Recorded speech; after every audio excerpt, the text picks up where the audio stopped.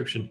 But Jeff is doing some just brilliant, amazing work on, has been for many decades actually, on teaching the ascension of humanity, really how to develop the master in you, how to awaken to your genius, how to take back control of your vessel with your soul infused personality in sort of one embodiment, and is doing some wonderful work with these teachings, which I am part of, and is working with many masters, as we all are. So Jeff, thank you for joining us as well today. I am humbled and honored by the opportunity to be here today with the esteemed panel, and thank you very much for your efforts putting this together so that we can change things. Thank you. Well said. Very welcome. Well, let's dive into the show here, guys. There's a lot to talk about. We're going to try and keep things to an hour and a half. I will probably fail in that light, but there we go. 𝗬𝗂𝗍𝗍. And I want to share, before we begin here on the first topic, what I shared in our pre-show energy work, which was, there's a lot going on right now. We know this. There's a lot of energies going on the planet. Some as empathic individuals, as light bearers, light warriors, as spirit intuitives. We are being affected by some of those energies. And that's okay. That's okay. And it's good. But we must not let them control us. And at this time, and I had not an epiphany, but it's actually from a meme, so maybe that is an epiphany on the digital realm, but in the digital realm. But nature right now, as we are in fall, as we're in autumn, if you're tuning in from Europe, nature can teach us so much. We know that. But at this time, it teaches us how easy it is to let go. We're going to talk about a lot of things today. We're going to talk about topics that are so simple from the teachings of the masters, but not necessarily easy to apply from our programming and belief systems. There's a big difference, and we must bridge that gap at this time, and many of us are. But nature, with the leaves falling, with the season changing, with the temperature changing, with the snow falling here in Calgary, which Jeff is experiencing too, and some of you are around the world, is that it happens. The season happens. The leaves fall, the temperature does change, and the winds blow in. It is that simple, guys, to let go, to let God, and to love. And I'm talking to myself, as I always do. And I wanted to start the show with that preface. But anyway, welcome to you all. Thank you for joining us. Let's talk about our first topic, which is really, and they're all connected here, guys. And I will try and follow the chat as much as I can. But the time that we're in now, the reason why there's so much chaos and there's seemingly so much high energy, seemingly so, that we're experiencing is because we're moving beyond the matrix. The matrix is collapsing, and the infrastructure, and spiritually and physically, that has been designed to keep humanity in a channel for a very real agenda is breaking. The walls are coming down. You watching this are responsible for that. So thank you. But moving beyond the matrix, the soul infused Homo sapien. And I want to sort of direct this first of all to you, Marina, with your wonderful work. And I'm on your 10-day detox of social media right now, which is just powerful. Oh my goodness. Marina, can you talk about how whatever you want to share here, how we move beyond the matrix at this time when there's so much in our face? Well, right now, the way the guidance, I'm connected with the Council of Nine, also as 𝗵𝗲𝗶𝗲𝗄. Hi, 𝗵𝗲𝗶. And also extraterrestrial groups. So if you look at my material, you will see that most of the materials were coming from extraterrestrial groups and the Council of Nine, which are the Pleiadians, are the ones that gave me extra advanced extraterrestrial technologies.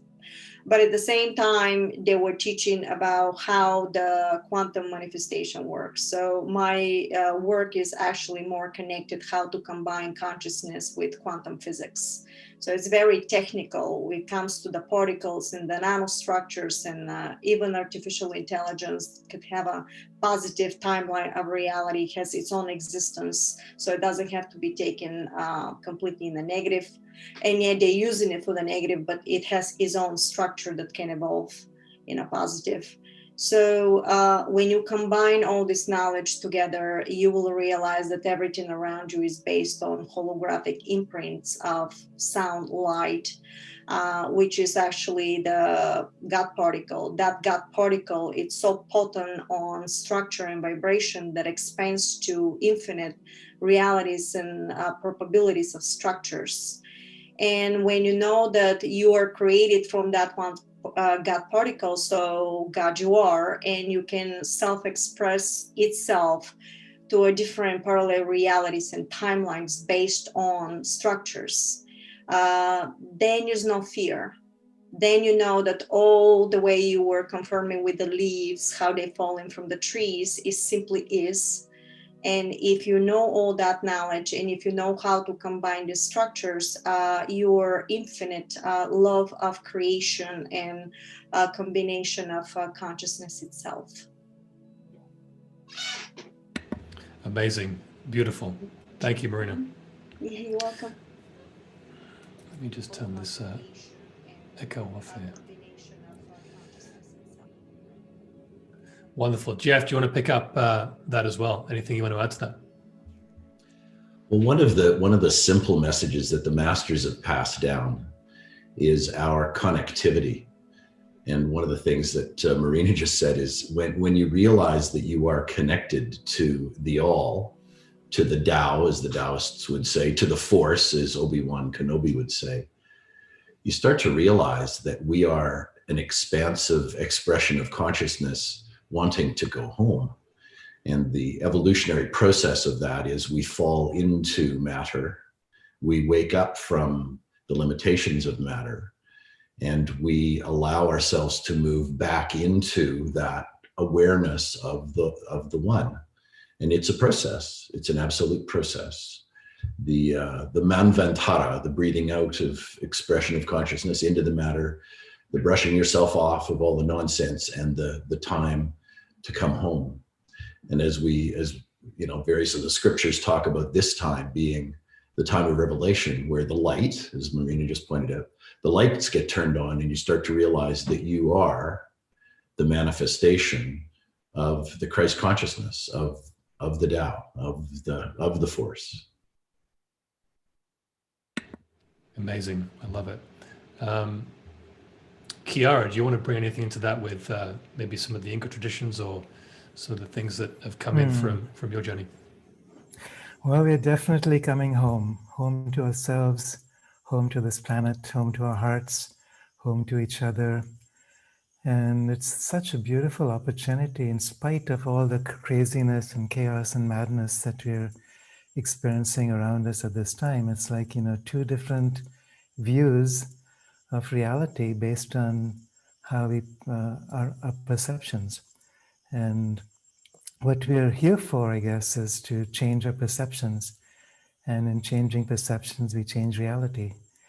And it's a powerful gift that we're given. It's a powerful opportunity to practice being a creator. And, you know, I'm so excited to be here on this earth at this time.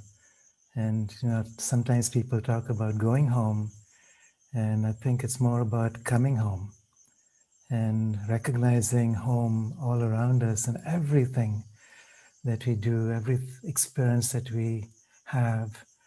For me, one of the major paradigm shifts is to recognize that there is no such thing as dark and light separate from each other. Yes, we can interpret reality as dark and light, but on the other hand, we also recognize that what we call dark and light is actually two sides of the same coin. And creator consciousness is present in all of it. And so we can interpret everything that's happening right now. If we can do it from that perspective, it changes it and it empowers us. When we get too caught up in the idea of right and wrong, dark and light, it's very easy to become a victim. And, you know, this is something that all of humanity we've been struggling with for thousands of years in our collective human history. And as we begin to awaken, as we begin to embrace the shadows, light shadows, dark shadows, gray shadows, we're recognizing that we're not victims anymore. And so once we really truly get that, I think we begin to change the world externally also. So I'm really excited to be here. You know, it's like this is the challenge that we've been waiting for. This is why we've come from across the galaxies. And it's great to be part of this team of, you know, so many millions of us here right now on this planet. So thank you all for being here. And it's great to be here with this, you know, amazing screen of people. And all of you watching and experiencing and coexisting. Beautiful, Chiara. Thank you. Thank you for sharing that. Just quickly, guys, yeah, Facebook wasn't allowing us to stream there. So if you do know people waiting in the Facebook group for the live stream to start there, it won't because they won't allow us to do it for some reason. There's a little glitch, which could be my fault. So please share the YouTube link that you're watching this on with them so they can join us. Laura, do you want to just jump in with anything else from this conversation? Yes. Well, it's amazing to be here. My gosh. And these are really incredible times. And I think what's really important to emphasize, which we all kind of share in our own, different kind of words, is we are in a relationship with everything, a relationship with ourself, a relationship with the earth, with humanity, with the political structures, the power structures in the world. There's another thing that streams through that can disrupt our relationships. And we need to understand the social engineering and all the different, things that prevent us from having the most authentic relationship with ourself, the earth, cosmos, spirit, and understand that we are advancing the human vessel right now. And in having a relationship, we need to understand what is blocking the flow of light, what sort of toxicity or dynamics make it very, very difficult for that circulation to enter all the cells, all the organs, all the energy, meridians that can flow unimpeded without, any blockages or obstacles. And so the mental, emotional, physical, and spiritual aspects all run the risk of having accumulation or contamination. And that is going to block that flow of energy. And if we can be mindful and conscious in our every waking moment, conscious even in the dream realms to the point where we can become lucid, we can see the quality of that relationship. Is it draining us? Is it reciprocal? Is it balanced? Is it harmonious? Or is it drama and conflicting and taking us down into the lower worlds where we're literally hosts for parasites and archons and all sorts of entities? So when we can look at it from the micro perspective of just maintaining relationship with self, our loved ones, family, children, and anybody that's in our immediate environment, and sort of notice what it takes to create the ultimate connection of love, compassion, integrity, and really being able to enter the bliss realms and move mountains together as a team, we can stretch that into the much larger picture and see our relationship with, everything else. Where are those relationships really not serving us? Where does it cause us anxiety and fear? Where do we start to notice our creative channels getting infected by propaganda or stuff that really isn't true to us, that actually makes us feel constricted and blocked, to where we're almost boarding up the energy centers to the light energies that want to penetrate and come through? So to me, it's all about relationship right now, and asking yourself, what is the quality of this relationship? Does there need to be a boundary? Is there a chance for transformation? Or is there something that you can generate into the field in order to help activate a positive response that can bring about a greater connection? And I feel that it's across the board. And what we're going through right now in this dark night of the soul of the human race is breaking the relationship with the old paradigm and building a stronger relationship with what we need to see the world become through taking that stand within ourselves, so that we can have the discernment and we can have the ability to know, who the imposters are, who the robbers are, and who are the ones that are going to steal and deceive. And without having that relationship and finding that Christ consciousness connection, it's very easy to just lose ourselves to everything that's trying to convince us of how we need to think and what we need to do. And that's part of the harvesting agendas, and part of how they can manipulate us into creating a timeline that we don't want to see and enabling something artificial. So connect to the true love story within yourself, settle for nothing less than true love, and you'll begin to know who's really on your side and who's not. And if you participate in your part of the relationship and you just don't sit back and expect somebody else to do all the work for you, you can build the most beautiful connection, which begins to sort out our scrambled fire codes, because the true nature of upgrading our DNA is that sacred union alchemical marriage, and has to be in all forms within ourselves first. I think we could end the show there, can we? Beautiful. Thank you for all that. Wonderful, Laura. Magenta, I want to tiptoe across to you.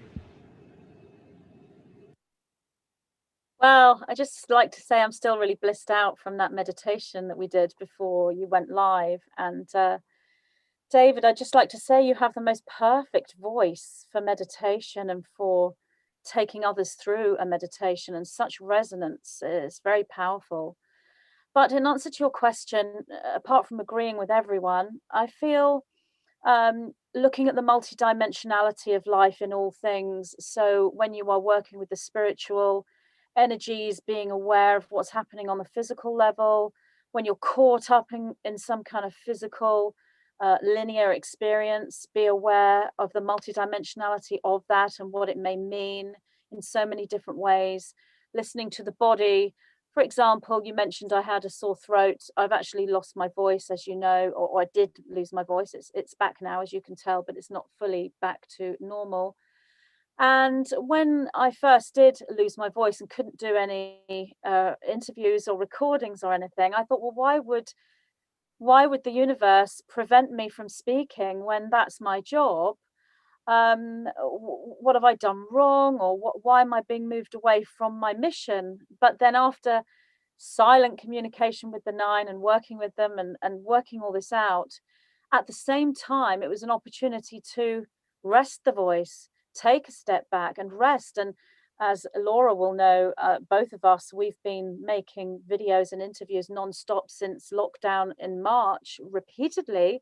And I think perhaps I was feeling that that's what I had to do because that's my mission. And I think the whole voice thing and the throat chakra energy was kind of telling me to take a step back for a while and have a little bit of a hiatus, a little bit of a rest in order to recoup those energies. And I think even though there's something happening every single day right now on all the dimensional levels, physically and spiritually, I think we need to be aware that we are part of a team. And if we take a step back in what we believe is our mission, there are others there that are carrying that energy for us. So we don't have to be pushing ourselves every day to try to help everyone else or explain what's going on.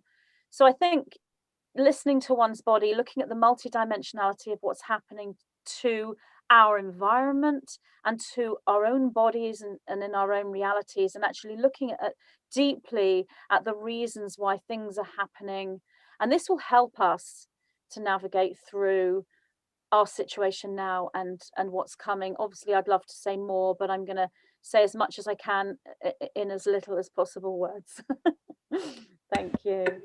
Oh, beautiful. Thanks, Magenta. And we are blessed to have you on. I know you've had some real throat troubles and affliction over the last few weeks. So thank you for braving that. Not easy. Ascension symptoms, I guess, in a way. But I've got so many notes here and things that I want to share, and I can't share all of them. But I love what you're saying. And there are so many people right now who are going, well, this sounds great.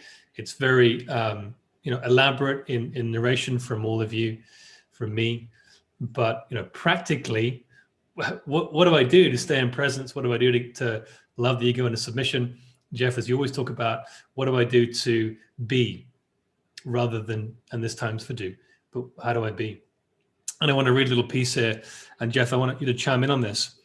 And this is from the Life and Teachings, Jeff, that I always talk about so much. These series of books has given me so much life and teachings of the Masters of the Far East, which I've just completed and I'm going to reread. But it says, this is from Jesus the Christ, just let go of the thoughts of burdens, and you are completely relieved from them. The conquering Christ gives you perfect freedom. You soar with the birds in perfect freedom. Give the conquering Christ within you the opportunity to free you. Now, as I was talking about with my partner last night, who's, as we all are going through our own individual challenges, I said to her that it is as easy as just letting go. Never say that to a woman, by the way, guys. Ever. unless you want to be put in your place to a large degree, and she did do that. But I really, and Jeff will chime in here in a sec, I gave the analogy of we're all sort of climbing the Himalayas right now. We're all helping Gaia and the collective of Homo sapiens move on this great trajectory of higher densities and higher frequencies in this ascension, this event, whatever you want to call it. And we're on this journey, and each of us have got, and this is a wonderful Navy SEAL friend of mine who given this talk a while ago, and I love this this sort of analogy, this story. And it's that we're carrying these bags of rocks, right? And there's different weights in each bag, there's different sizes of rocks. And at Everest Base Camp, it's still challenging to carry them, but it's not quite as bad because we're at the bottom of the mountain kind of thing. One of the first levels to climbing it before the ascension of it. And as we get up on this journey, we carry not enough money in one bag. There's, oh, what are my child's sick, my wife just died, whatever it is. We carry many of these bags on this journey.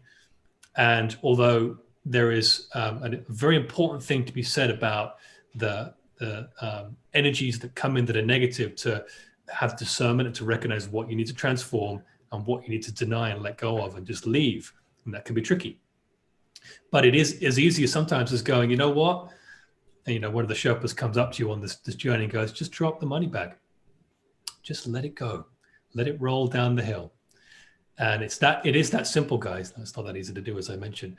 But Jeff, as we come into this journey and we are fought hammer and nail by the ego mind, by the intellectual mind, there is so much to be said for learning how to love the ego into submission, but to act through presence. And I'm just going to leave that and let you share whatever you want to share on that particular piece. We speak in retooling about how to loosen attachments, right? To get attached to detachment and get detached from attachments. And oftentimes when people wake up, they wake up to this idea that the ego isn't necessarily the boss, it's a servant. And when you come to that conclusion, you start to realize that there's something of a much bigger nature driving things. And so, I don't know where this came from, but it just presented itself now. And it's like something's happening. The car has challenges. A relationship goes sideways, family matters rise up and stuff. And if you can stand and get really quiet and just go plot twist, and then act as the director and the screenwriter and say, okay, how am I going to deal with this plot twist? Then you start to get that it's kind of like flowing down a river. It's whitewater rafting. Oftentimes people want to get into the river and paddle upstream. Like, why do you want to do that? What's the message? Let's not fight with the reality. Let's figure out how to rewrite the script. And it's an ongoing task. And the only way to do that is to be present and sort of figure out what's the way to act in presence in order to accommodate whatever lesson's being presented to you. So yeah, we're going through some big, challenging times. And in the very same breath, it has purpose. So we say when people are on the path and they start to figure out what their true selves are, they can put up with the pain and the upset and the consternation of life because they realize that all of these things give purpose to their journey. And that's always something that's quite conciliatory when we're going through super challenging times. Beautiful. I totally agree. Yeah, Marina, your last Saturday show was just excellent. Really, really good with those wonderful codes from the 9, that DNA and code sort of transmission. And as I mentioned, I'm on this 10-day detox from social media with you. But can you speak to some of the things that maybe you're doing, or some of the Council of 9 are really advising people to do at this point to hold that vibration, the physical, practical things? Well, thank you. Thank you so much. Wonderful answers. The whole thing here is when we going through the platforms of different realities, since consciousness is basically going to the next level, all the vibrational sequences into the matrix are increasing rapidly. But when they're increasing, since your consciousness itself, also your molecular structure is increasing. Usually the way they teach me is based on structures and particles, because when you know the chemistry and the alchemy of creation, you can be able to control the realities. That's also the chemistry of everything, the metaphysics of it. And if you are able to construct and deconstruct these realities the way you were teaching us through the quantum manifestation protocol, you are utilizing every single reality based on your choosing. No matter what's happening, you have a way of finding the center within the storm and switch the platforms with different frequency vibrational sequences based on your actions, thoughts, and emotions.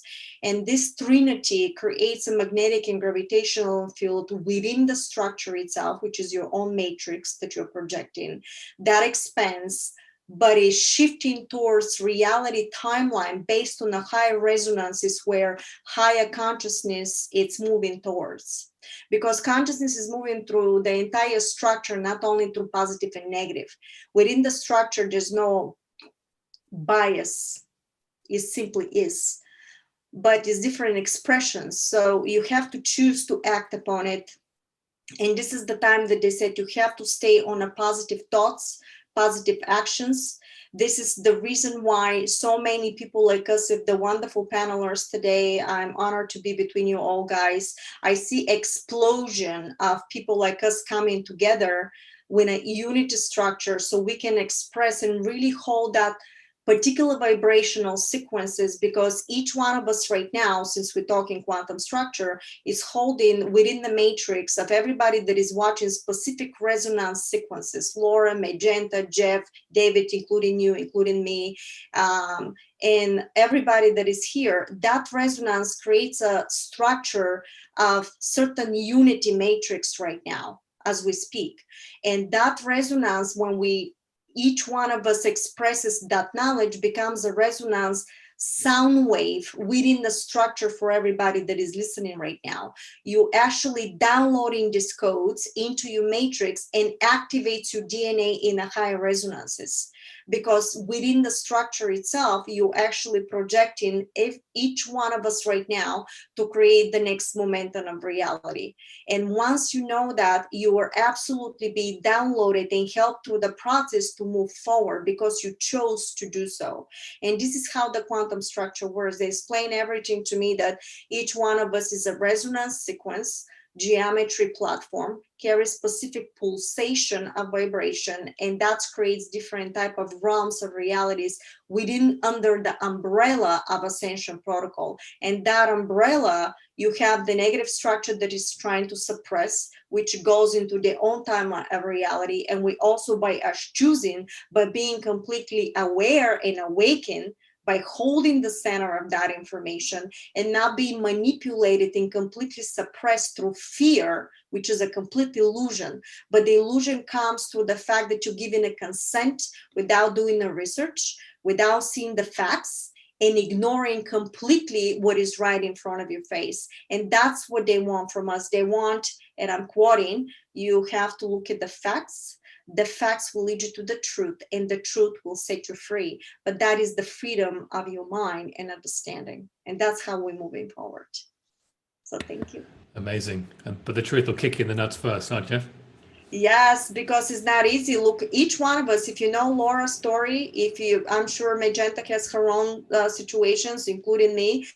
Each one of us, whoever I know so far, is being through a tremendous pressure to move forward and to expand that knowledge there. And now they're attacking channels and they're doing everything else. And yet we're still holding that ground so we can move forward.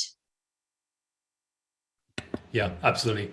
And nothing can stop the light, and nothing can stop this movement, because the Great White Brotherhood, which has been on the planet for a long time, and this is not some sect or sort of organized religion, so to speak. The Great White Brotherhood is everyone who's listening to this and who's not, who are in pursuit of bringing the light to the planet.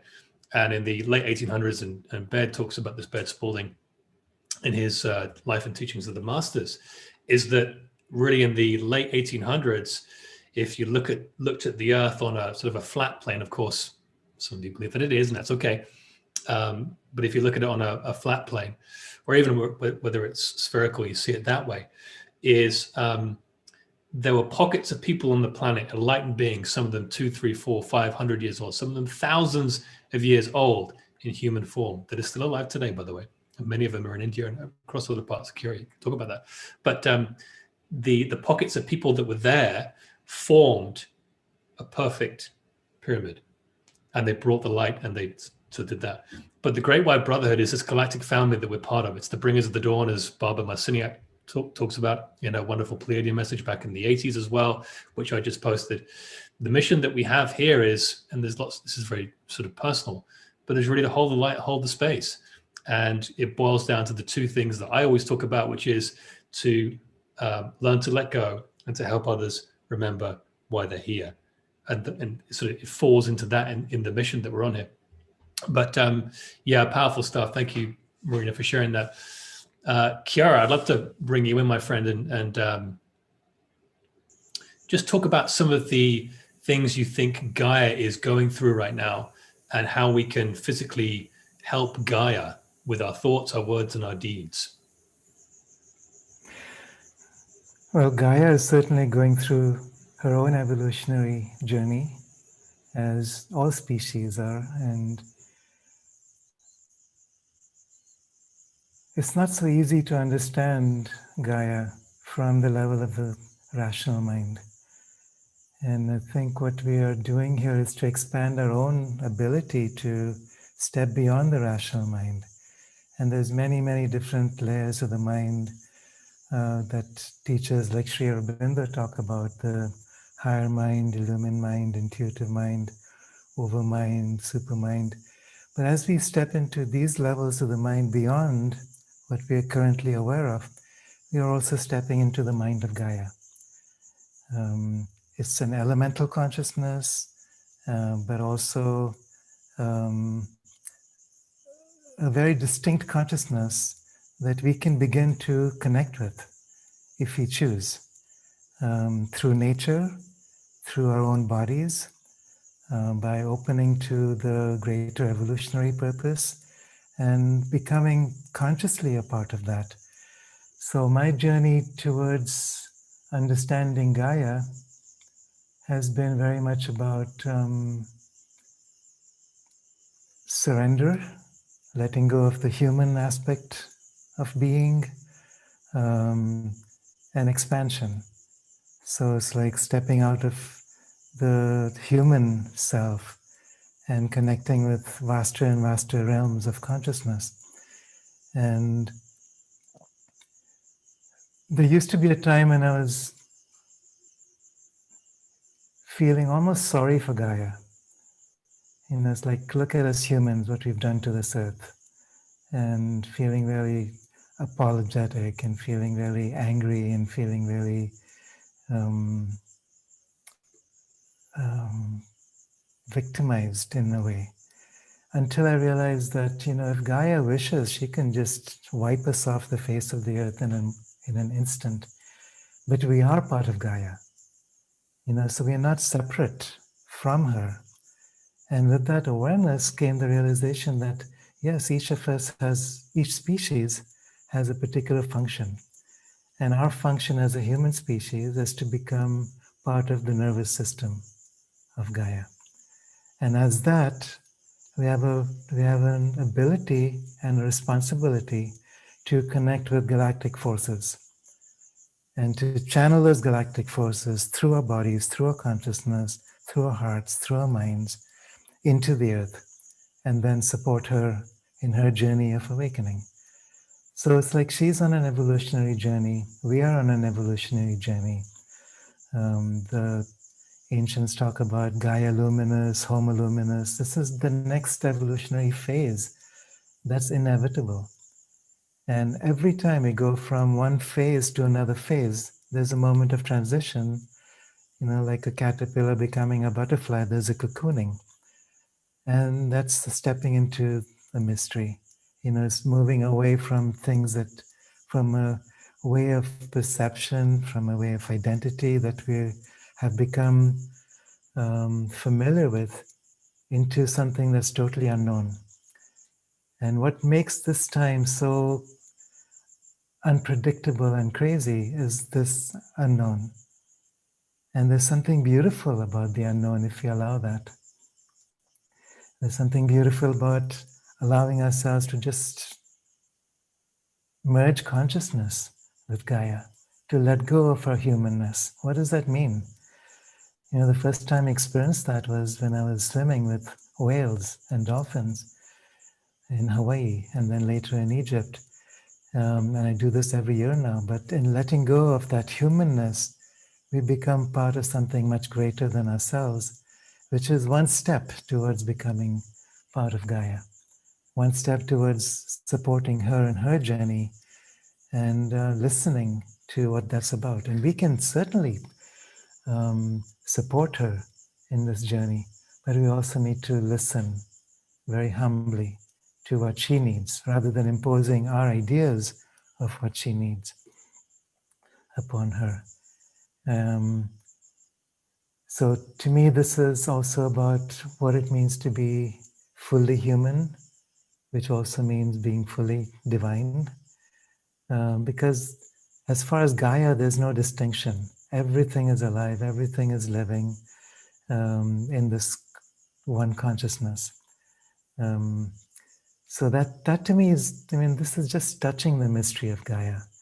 The indigenous people around the world have understood that she is mother, she is friend, she is beloved in so many more ways than we are aware of. And we can't just pin her down to one aspect of understanding. So how do we listen to her now in these times? It may seem that her body is being threatened, being overrun by human greed. But there's also something, as she's stepping through the cocoon, that there's a great mystery opening up. And she doesn't see it in that way. She doesn't see herself as a victim. She doesn't see herself as being persecuted and oppressed. And that's the great mystery. It's like, yes, we step into this great mystery with her and then support her in co-creation of something spectacular that is inevitable now. It's happening. It's already here if we have eyes to see. Beautiful. So to me, this is such a rich time to be here. Yeah. Such a beautiful time to Thank be you, alive. Kieran. I want to just share quickly, I can see in your background, you've got sort of these two lights, and you're right in the center of them. Whether that was planned or not, it's quite good, like these two sort of angels watching over you. I had an experience, just real quick, stupid story, but some of the things that are happening to me now, as Jeff, I talk about with you and Kira, just amazing. I was waking up, this was yesterday, and I woke up with, I was doing something astrally, just a lot of anxiety, and it was really in my body, and I sort of had come out of the dream, which I remembered, and now it's gone. But I just remembered, and I did, in that anxiety and fear that was really quite strong, actually, I just did a Christ consciousness invocation, and then I called in, and I didn't even think about this, I just did it. I guess this is the spiritual push-ups, Jeff, that we talk about. Sometimes you just do it because you do it so often. And I called in all my guardian angels, all my galactic angels, all my guides, and any other angels that want to be here now, just to bring in protection and peace to me. And I was pretty awake at this point, and the room got brighter slowly. It got brighter and brighter and brighter and brighter. And it reminds me of what's behind you, Kira. And I could see, I can't really remember this bit, but I could see angel wings of some kind. There were angels present. And then, get this, there was a harp that played. Like someone put their finger on a harp and ran it down, real quick. About 4 feet, there's nothing in the room. About, I could see, 4 feet away from me, this harp played. And it was like it was playing right there in the room with me, very soft. It was extraordinary. And then peace just washed through me, and I just lay there in out of my intellect completely. It was just extraordinary. But anyway, that's a tangent story that your light things remind me of yesterday morning, Kira. Beautiful. Okay, let's shift gears a little bit. Let's talk about the ascension, the event, whatever you want to call this. It's not going to be sort of one thing. There may be big things that happen to make it happen. And there are lots of different sort of versions of this, the solar flash, the great galactic superwave, et cetera, et cetera. But Laura, maybe I want to throw this to you. What do you think this event is going to be? Is it going to be an event? And just some thoughts around it from your side. I think the event happens for each of us individually until there's so many people that have gone through their own personal event that it becomes this much bigger event. Because the earth is an organism, it's a multidimensional consciousness, I guess you could say, just like we are. And we're moving out of the personality matrix where we're easily mind controlled. I really liked what Jeff said about the ego. It's either, you know, it's been operating as a boss, but it's really a servant. And our physical vessel is a container for the multidimensional and all these other aspects of self in order to bring this, you know, energy of the divine in to give us that event of not letting the negative ego constructs control us anymore or suppress these things coming through, because it's always been there, but we've been taught to turn the other way or put our attention on something else through energetic cords, maybe to, you know, an external source to connect to God, or a teaching or a distortion that just kind of misses the mark, or we're wrapped up in our trauma bodies and we got so much amnesia that we can't really locate those places we need to heal. And so when we bring consciousness to the unconscious parts of ourselves, we begin to see what's going on behind the scenes. And we're doing that on the planet and seeing what's been operating behind the scenes of these, you know, different power structures and these, you know, different world wars and all the false flags and psychological operations, hidden secret space programs, ET abductions, benevolent extraterrestrial presences, and just like the full picture. So when we go into the dark night of the soul of ourselves and we recognize the much larger picture, the two kind of go hand in hand, because as we deprogram, we have to kind of deprogram through seeing what's behind, you know, closed doors. And these closed doors are like gatekeepers, and they're seals and frequency fences as well in our DNA, and also that encase the planet. And that begins to dissolve when we begin to recognize a much fuller picture. And it requires us to go into that really uncomfortable place of, you know, accepting that, yeah, whatever we might have invested our lives into, whatever we might have educated ourselves in might not actually be right, might not be good for us. And so it's a certain, you know, kind of level of humility, but it's the most liberating thing that we can give to ourselves, because that's what breaking up with the narcissist is all about. You're no longer being played. You're no longer being vamped off of. And that is such a huge event when people go there and embrace and absolutely love unconditionally, you know, the painful part of, you know, facing those dark aspects of the world and ourselves, how we participated with it unknowingly. So I think it's an event that each of us go through. When I read people's charts, I kind of notice, you know, different stages in their life where they had that, you know, moment of, you know, clarity or awakening.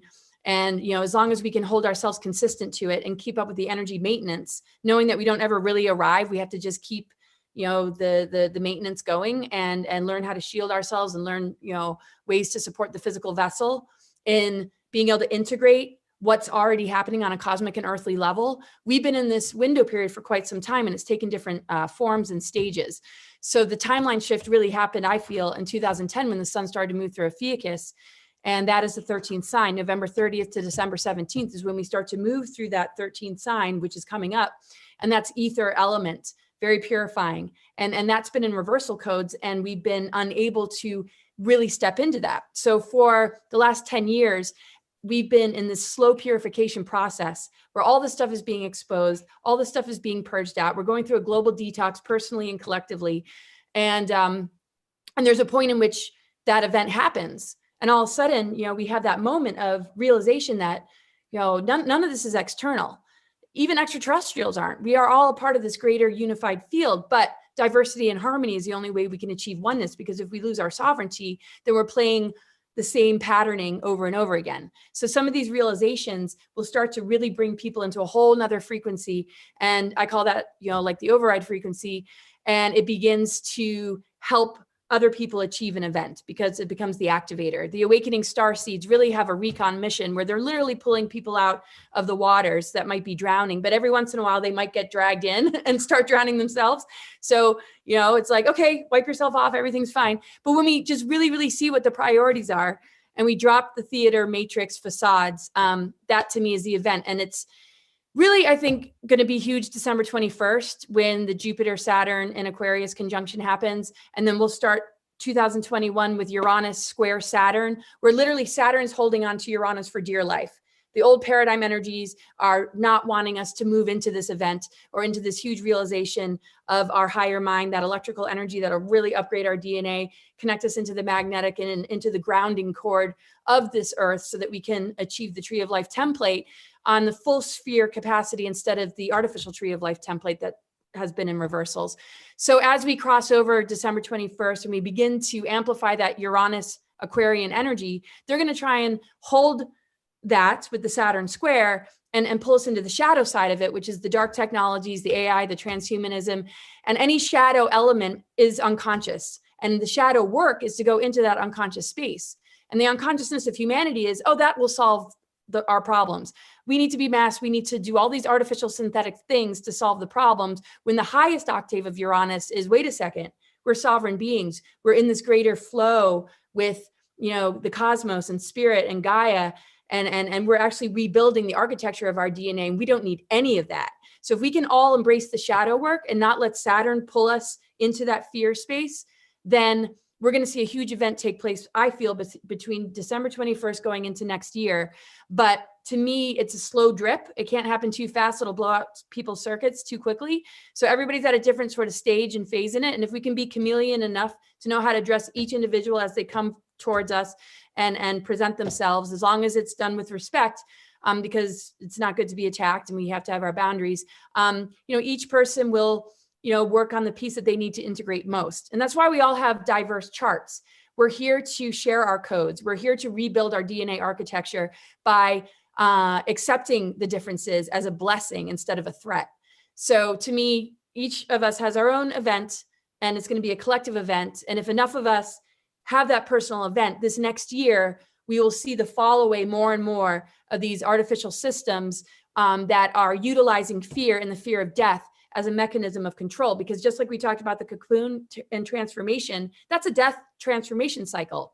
So the fear of death in a virus is stunting the growth of that. So if we can drop that fear and embrace, the medicine of the earth and the truth that as we upgrade, we can transmute all that stuff that they're teaching us to fear, we're well on our way to experience a massive event. And that's almost like the return to the Christ energy, to me, is what the solar activity is about too. But our integration process is not necessarily going to be the same, but then there's going to be one thing that happens that no matter where you are on your path, it's either going to knock you out, you're not going to be able to maintain a physical vessel, or you're going to go through the most unbelievable upgrade. Might not be comfortable, but you'll get there. And people like all of us are here to really support you and love you and help you along. Yeah, brilliant. I love it. There was a time when I was like, come on, let's I'm ready for the event. I'm ready for the ascension. I'm ready to move out to higher densities. And then some of the things I've experienced the last 6 months, I'm like, well, it does kind of need to be progressive, because the vessel, the hardware that we have, which is our physical biological body, is now consistently getting attuned to and receiving new software all the time. And of course, as you've experienced with technical stuff, all of you, I'm sure, when you try and lump in software that requires too much hardware that your current machine hasn't got, what happens? Well, it breaks the machine. Like, it freezes. So it's got to be progressive. But no, I love what you said. Magenta, what are some of the things that the White Wing Council of Nine have maybe said about the ascension or event that you want to share? Well, so much really about the ascension and the event. But one thing they did say to me recently, talking about I was asking them actually how we would move into the new earth. And where is the new earth right now? Because the Nine say it's available for us now. So obviously this is part of the event, part of the ascension, which is the creation of the new earth. That is, as Laura said, there are multiple ways of looking at the event. And as Chiara said, there are multiple ways of looking at Gaia. It's all so multidimensional in all of its different forms. So one of the questions I asked them was about new earth. And if it's available for us now, where is it? For example, if people want to go out into society and gather together, a lot of places on this earth right now, they can't do that, or they can't access a particular business or shop or restaurant or cafe because of restrictions and lockdowns. So I'm saying to them, where is this new earth? If you're saying it's here now and it's part of the event, it's part of the ascension. So what they were saying to me is, it's there for us now, and it's very energetic. Like right now, the six of us have come together. We are in New Earth right now, all six of us, because of our connection and our consciousness and everything. Marina was saying about the geometries that we give out with our frequency and create these connections. The nine call this alchemical unification, and that's what creates the New Earth and Gaia and the event, and it's all sort of mixed together. As you were saying, David, these questions you're asking are all kind of very, very connected.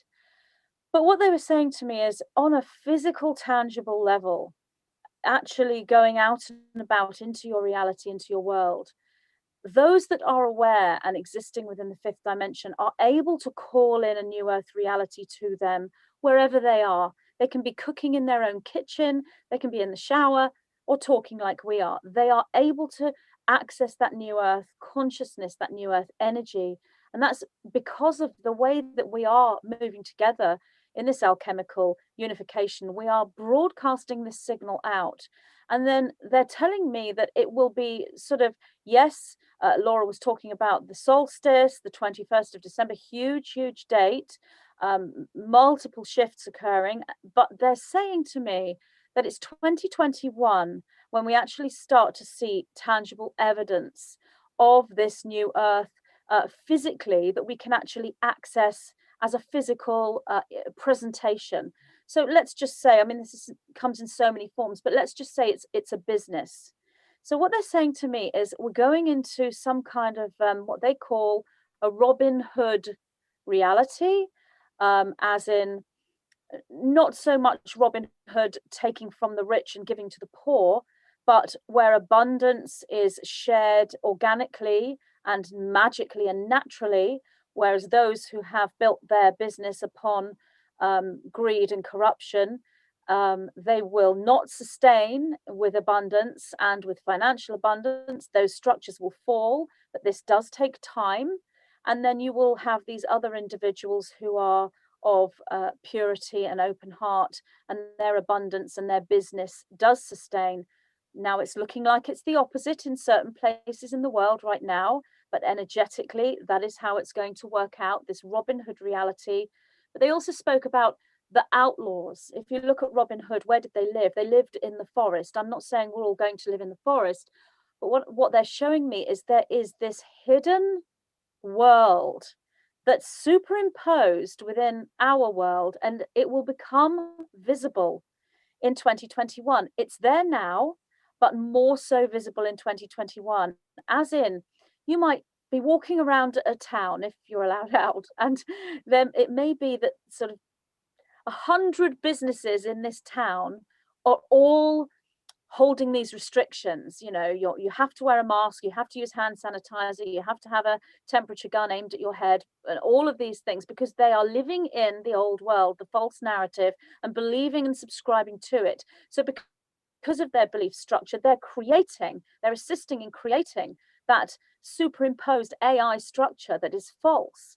But those who are aware, when they take this in temperance and not extreme resistance, because there are many who are aware, who are in resistance to what is happening, and that's absolutely understandable, of course.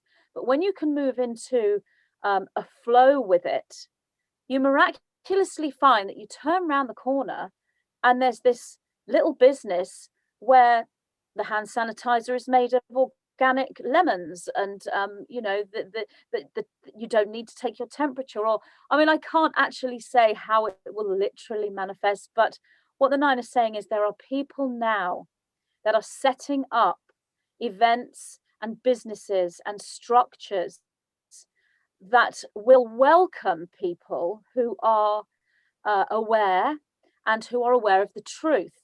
But these businesses will not stand out in the way that would mean that they would be targeted and closed down. They will look as though they are normal structures to the everyday person. It's only the aware individuals that will see this world and see these structures and know where to gather. It will be hidden from the people who are not aware, and it will be hidden from the control system. In fact, the control system won't see these structures as a threat because they will simply look too old-fashioned, too simple. They won't have this flashy technological lights and bells and whistles and how everything is new and advanced. It will be more just simply simple, but we will be able to find them. And two people could go to the same new Earth structure, and one will see a structure that is the same as every other, but the aware individual will know they're in a new Earth structure. And this is just the beginning. And then this will sustain, because what the nine have said to me is, if you were to look at the movement into the new Earth in a physical sense, and the movement into the new world order in a physical sense, so the seeds are planted now and have been planted since lockdown, since March. The seeds of both of these worlds are planted now.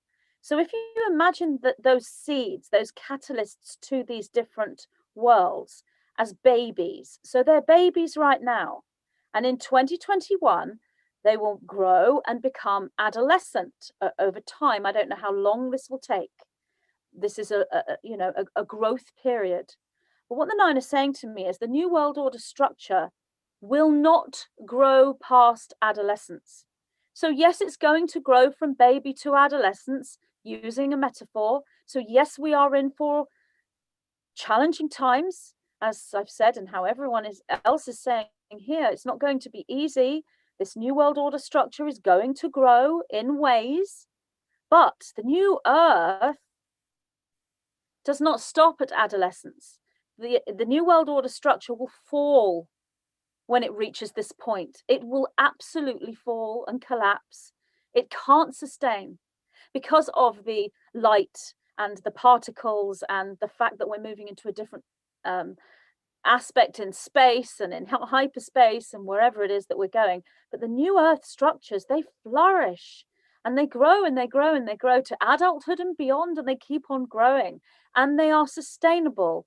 So we're right in the early stages of this, and I see that as a physical manifestation of what you could call the event. But I agree completely with Laura that the event itself is a multiple different presentations, and each person will experience the event and a series of events in their own unique way.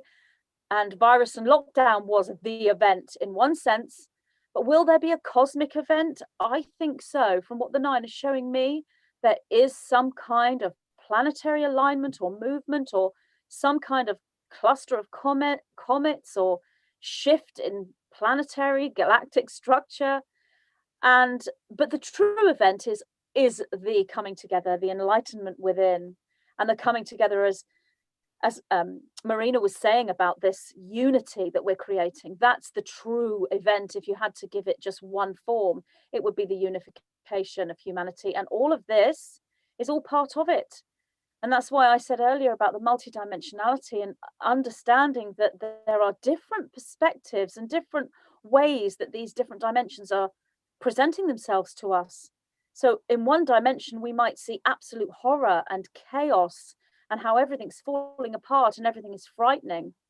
And David, you were talking about waking up with a bit of anxiety. And I will say that star seeds right now are keying into this multidimensionality. So they're going to be having amazing, wonderful dreams and astral projections, but they're also having nightmares too, because they're keying in on this other world, because they're sensing the energy of both, which is what we need to integrate. And when we integrate these multidimensional presentations of all these energies, then we create this event ourselves, we create this new Earth pathway.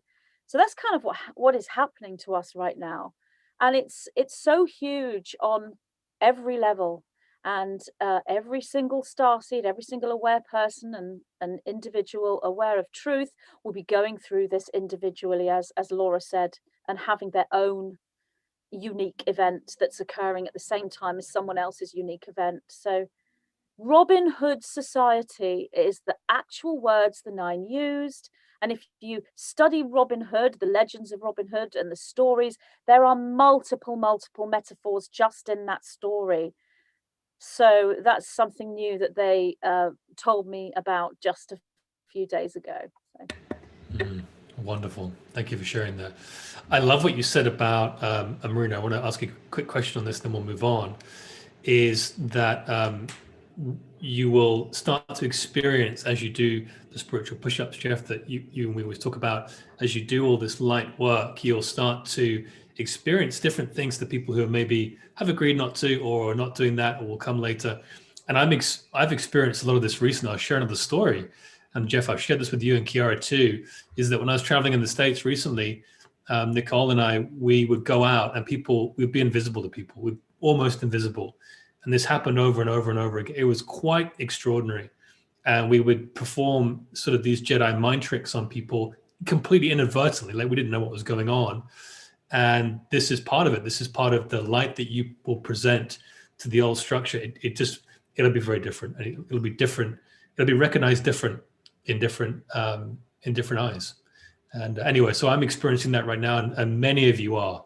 I know you are, because you tell me. But Marina, with regards to the new structures and new businesses and things like that, I love what you do so much, and so many people do, with energy philanthropy. How much is that going to play into some of the physical structures like businesses and things like that in the new earth, do you think? Well, the council was teaching the energy philanthropy because the fact that you are giving from the heart without expectations, it's a specific resonance that is connected with the heart structure. Because through the quantum field, when you are the one that got particle and projecting everybody in it, is nobody outside of you.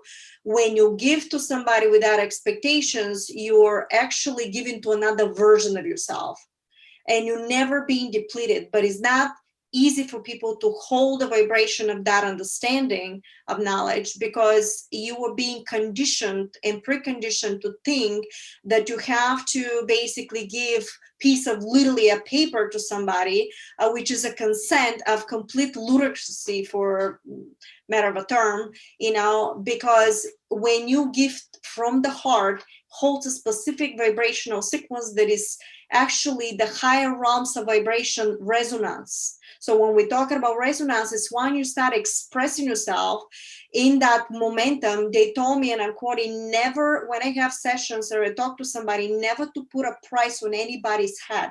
And this is exactly what they told me, because they said, you need, since you're the quantum structure and you project everything, you do not want input output. Now we're talking here metaphysics, input output in your hologram, where when you express something, it's mimicking immediately like a mirror image in your holographic matrix. And you don't want any blockage of holographic imprints to the mirror image to give back that sound wave back to you for manifestation. Because if you have expectations, the expectation has a holographic imprint before getting back into your true self, the core of your vibration. And we're talking here quantum structure, so it's layers upon layers of frequency vibrations, and you want everything to be in neutrality in a center. So when you got the mimic back from the quantum structure, the mirror image, everything to manifest very quickly. And when you hold that vibration, this is how there's no time. This is how everything is started manifesting quicker and quicker and quicker, because they already told me that consciousness already made it. Basically, human race already made it. And it's fractal momentums. Each individual of planet Earth already made it, but you just have in a dream state now in a fractal momentums. Each individual is running in their own platform. And more you do from the heart, more and more you give in, more like collectively we combining with our energetic fields and exposing what's really happening, because you cannot reject the structure, but guess what? We can transform it. And when you transform it through the knowledge, you transform it with the higher resonance, where all these new platforms of the new earth, so-called, already pre-exist. But guess what? Because you are consciousness, you already are the new earth, and you're running program within the program, the way you have, for example, frequency, vibration, sound, but this sound has the multiple layers of sub-sounds inside. And this is in the harmonic reactor book that I have. all that frequencies of subsounds of vibration of tonality, which are all running on. So we're all moving. Why? Because consciousness is moving to the next level, not only from the positive, but also from the negative side. But you have the choice to consent or not consent to what's happening. If you don't consent and you don't want to act in the positive, then you're starting to create these resonances that is pulling you towards completely different timeline. And I'm quoting, they told me eventually that timeline will separate for itself unit, which is going to be, I'm quoting, God help the ones that give consent to that one, basically decided to consent and decide they're going to have a horrible timeline of experiences, while you and I and everybody else that tune into choosing a positive move into completely different experiences. But they told me that the one, that's a quantum structure and a matrix, the ones that are going into the negative structure and chose to do so, there is a virus, and the virus is based on they may build a technology that completely will destroy them. There could be a planetary shifting that is completely gonna blast the planet. Multiple realities, because the 3D structure that is splitting out right now is based on Archon, artificial intelligence, which was the negative structure. And they were maintaining through certain technology and other super technologies this type of a timeline. Well, guess what? Because the negative and the positive are also part of the structure of consciousness itself. There's no separation. But consciousness is moving to the next level and will no longer allow this. And each person in this negative timeline has its own ascension, and they have also positive structure. So it will be self-sabotage, and they're eventually going to go into extinction. How is that going to happen? How, who, and when, we don't know. But they told me the end result, humanity is winning. Humanity won already. You must know, and you hold that vibration. But how do you experience that on a daily basis is going to be based on your choices, action, thoughts, and deeds. And that's what is important for us to hold out right now. Beautiful, wonderful stuff. Whew. My goodness. Thank you, Magenta. Magenta, you said it great, great. Laura, you too. Oh my God. So good. I'm so blessed to be here between you guys. So good. Right on. Magenta, I'm not going to bring you back in just yet, but Penny Lane says you have the most beautiful eyes. Ooh. There you go. Oh, thank you. Oh my God, thank you. No, to Magenta, not you, Marina, but you do too. We all do. All right, You've got beautiful eyes. No, I But sound thank terrible. you. You all do, you all do. Okay, let's shift another gear here. It's difficult to keep you, all these wonderful minds involved. The birth of the master in you. It's a big title. And Nicole was on a Zoom call with, I think, Imani and Dr. Christiane Northrup the other day. And I think it was Imani who said that humanity is kind of at about 38% dilated with the birth that you have or something. Hopefully we're more along than that. But many of you women who have gone through birth, I can't speak to that, but you're amazing. But Jeff Dunphy, who is, and we all are, but I'm so strongly involved with, blessed to be so, with the teachings of the Christed Homo sapien, the master in you in this new earth. Can you talk about, I guess, what the master in you means, Jeff, and maybe some of the mission that you're on to help people understand this? It's a big question. I think one of the things that Laura so eloquently pointed out, and one of the things that all of us are dancing with right now, is becoming aware of the aspect of what we really are versus the aspect of what we think we are. And I think that's detaching yourself from your egoic identification, but also in the same thing at this particular stage in our development, many would think in terms of the duality that you need to kill out your ego. Well, you don't necessarily need to kill it out. You need to sublimate it into alliance with your higher self. And when it becomes a perfect instrument, we talk about perfect instrument in the hand of God, you start to lose the filters that are contrary to your Godhead, your mastery. And I think one of the things that Laura very eloquently pointed out, and also Magenta just said that when you start to allow the master in you to flow through you, unencumbered by your programming, unencumbered by the hypnosis and the nonsense of society, you start to see the perfection in everything, and you start to see the Godhead in everything, and you start to see Gaia in everything. And one of the things that I think is completely contrary to what everybody expects, and certainly what we've been programmed into doing, is once you've done 1,000 push-ups, or once you've done your rosary beads, or once you've done really good deeds, you're just going to get there. And that's delusory. Once you've tithed all your money to the church, all of that stuff is wearing out and dissolving, because as Marina just pointed out, the nature of everybody waking up is going to separate the non-master egoic vehicle from the mastery that you reside in. And so when many of the masters have written over time that, and I think in the white book that 𝗏𝘂𝗏𝗏 talks about, he sits on a cliff and just allows his mastery to be him. And this is where we're grappling with, in retooling, we're grappling with the doing. How many push-ups do you have to do? How many prayers do you have to, and the being, where you go off into Mother Nature, and the quieter you get as you wander into Mother Nature, then all of a sudden Mother Nature notices you. But if you go into Mother Nature very loudly and very preoccupied and very predisposed with your thoughts, Mother Nature can't notice you because you're not there. And I think when you start to get quiet enough, you start to reside in a knowingness that we would call an epiphany. And that epiphany transcends the intellectual capacity to grasp it.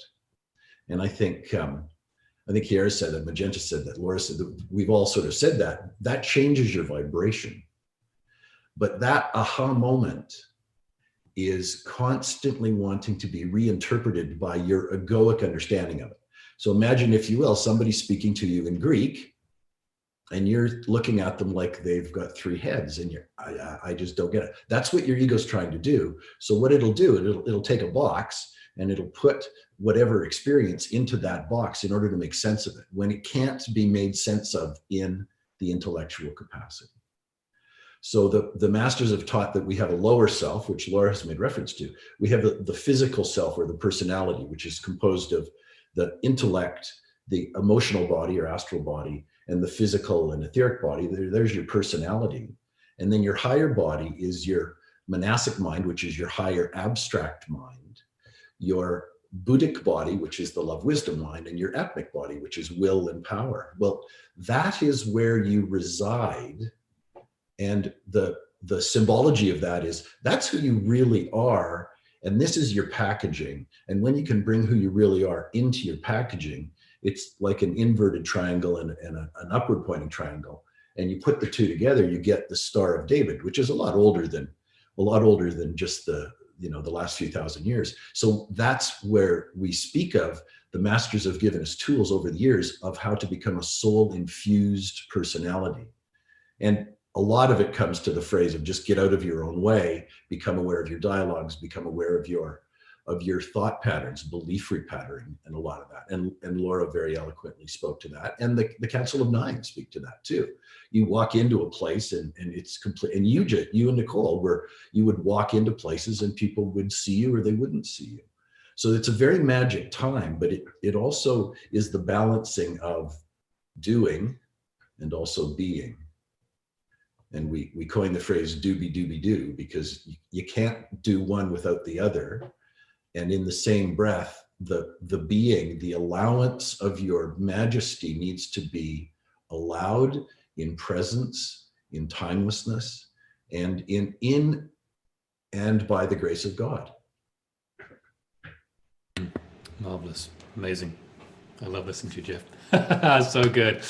𝗟𝘂𝗏, what's your journey with this, with the birth of the master in you? And of course, you've been on this, as we all have, been on this path of self-discovery and birthing the master in you for so many years, and you've shared so many wonderful experiences with me and with our guests and audiences here across our Age of Pandora series.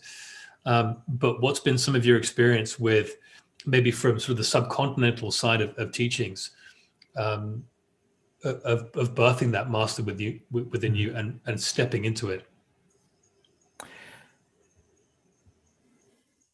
Yeah, so when we're talking about ancient Indian traditions, it's not so much about becoming anything, but recognizing what you already are. So who I am is consciousness, and there's qualities to consciousness which have to do with love, wisdom, power, beauty, and all of those things that can be manifested in outer reality.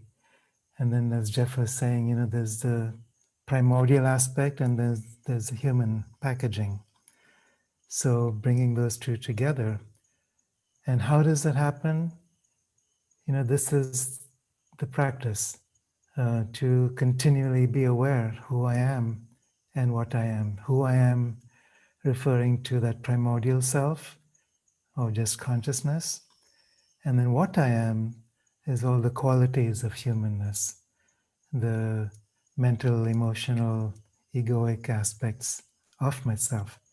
But part of it is shifting identity from the personal self, where I imagine that this is who I am, the memories, the thoughts, the feelings, the history, to recognizing, okay, this is how I appear to be in this reality, but who I am is unnameable. And so once we are really able to hold both at the same time, that's the development of mastery. And what it also means is that you become simultaneously multidimensional. So you're not locked into one body, one dimension, one perspective, one appearance, but you're also experiencing all of it at the same time. So you're looking at the world as it is today, for instance, and you can see that there's chaos, there's, you know, things that are happening on the outer levels that are painful. And at the same time, you can also see the perfection. At the same time, you can also see that we've already transcended into a new earth consciousness. At the same time, you see the supramental world that you're bridging into, which is not separate from this world.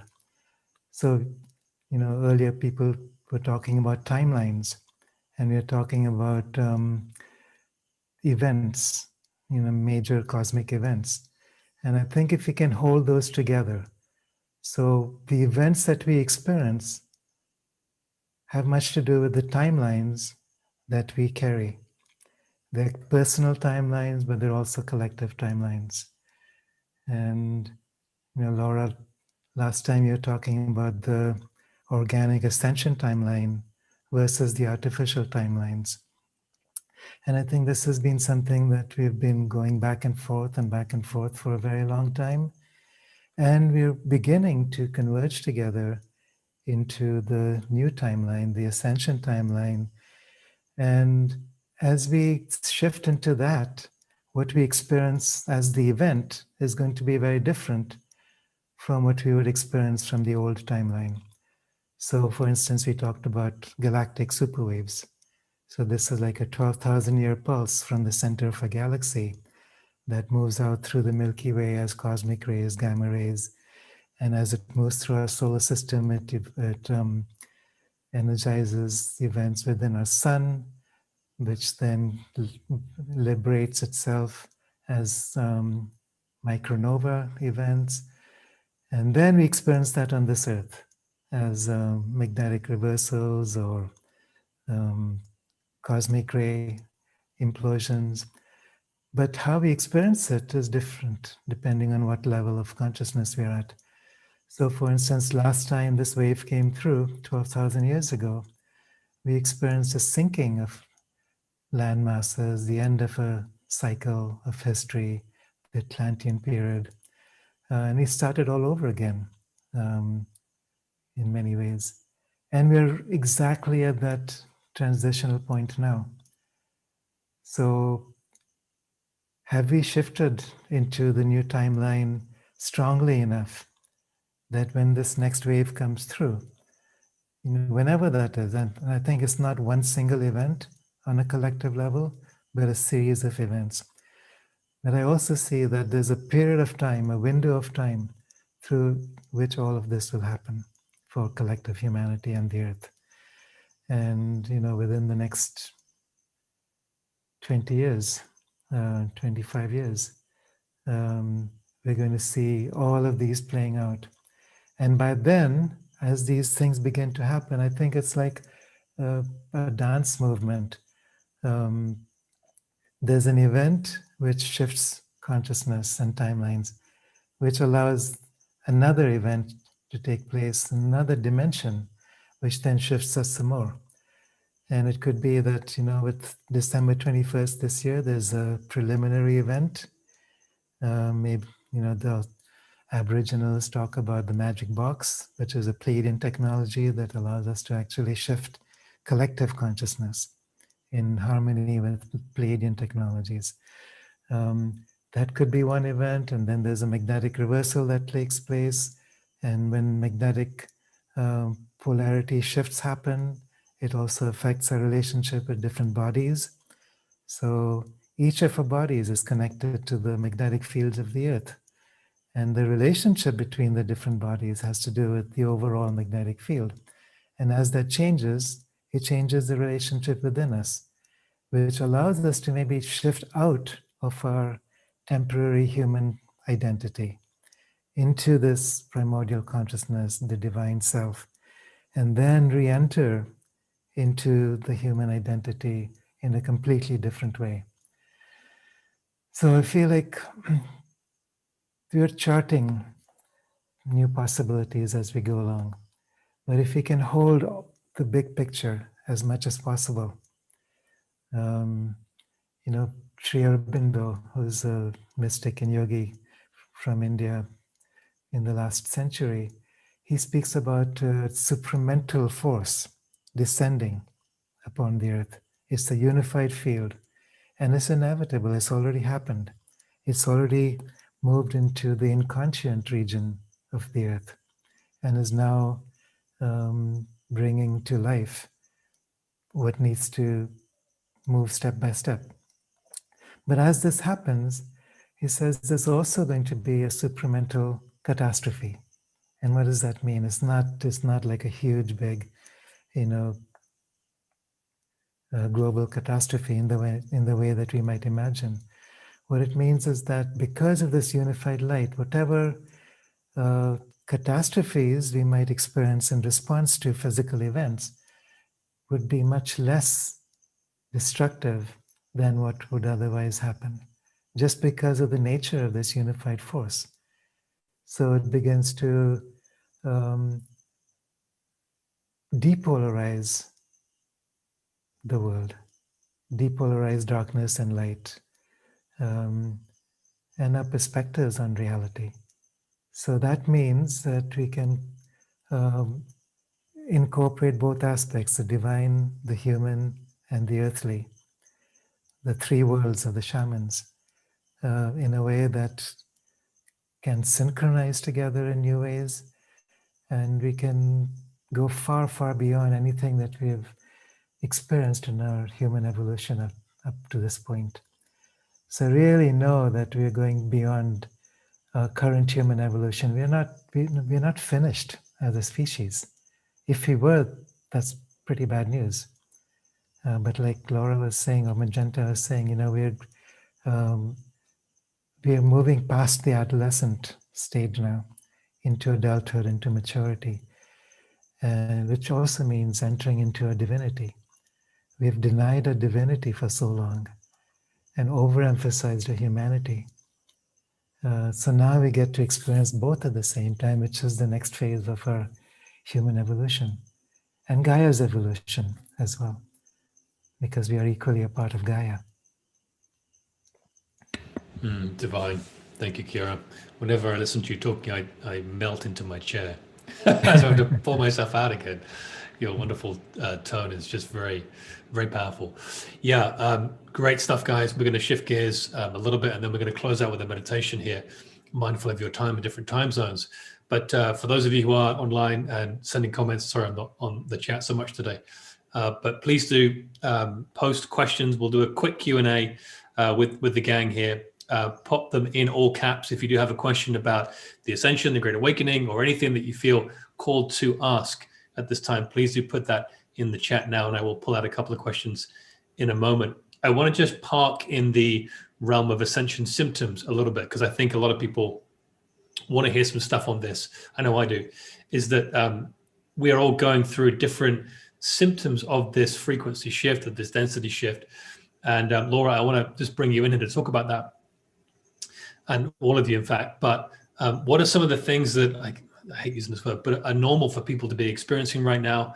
And what are some of the things that you're seeing with some of your clients and helping them with this stuff, if you're in that realm? But yeah, can we talk a little bit about Ascension symptoms? Sure.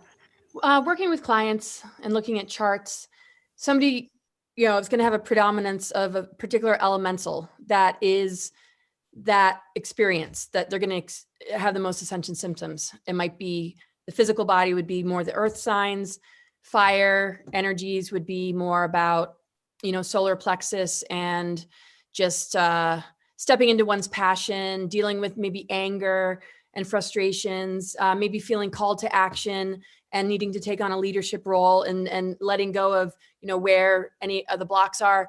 When you go into the water element, you might see Ascension symptoms of a lot of depression and sadness and grieving, the old kind of world, and the relationships that aren't really working out. You move into the air signs and it's much more epiphanies and downloads and just sort of that deprogramming. So because there's going to be interaction between all these elements, though, it's not limited to one of those elements. The way that they all kind of work together, if it's not, being addressed, it always ends up in the physical body. Anything that we don't process and move through and transmute always ends up in the physical body.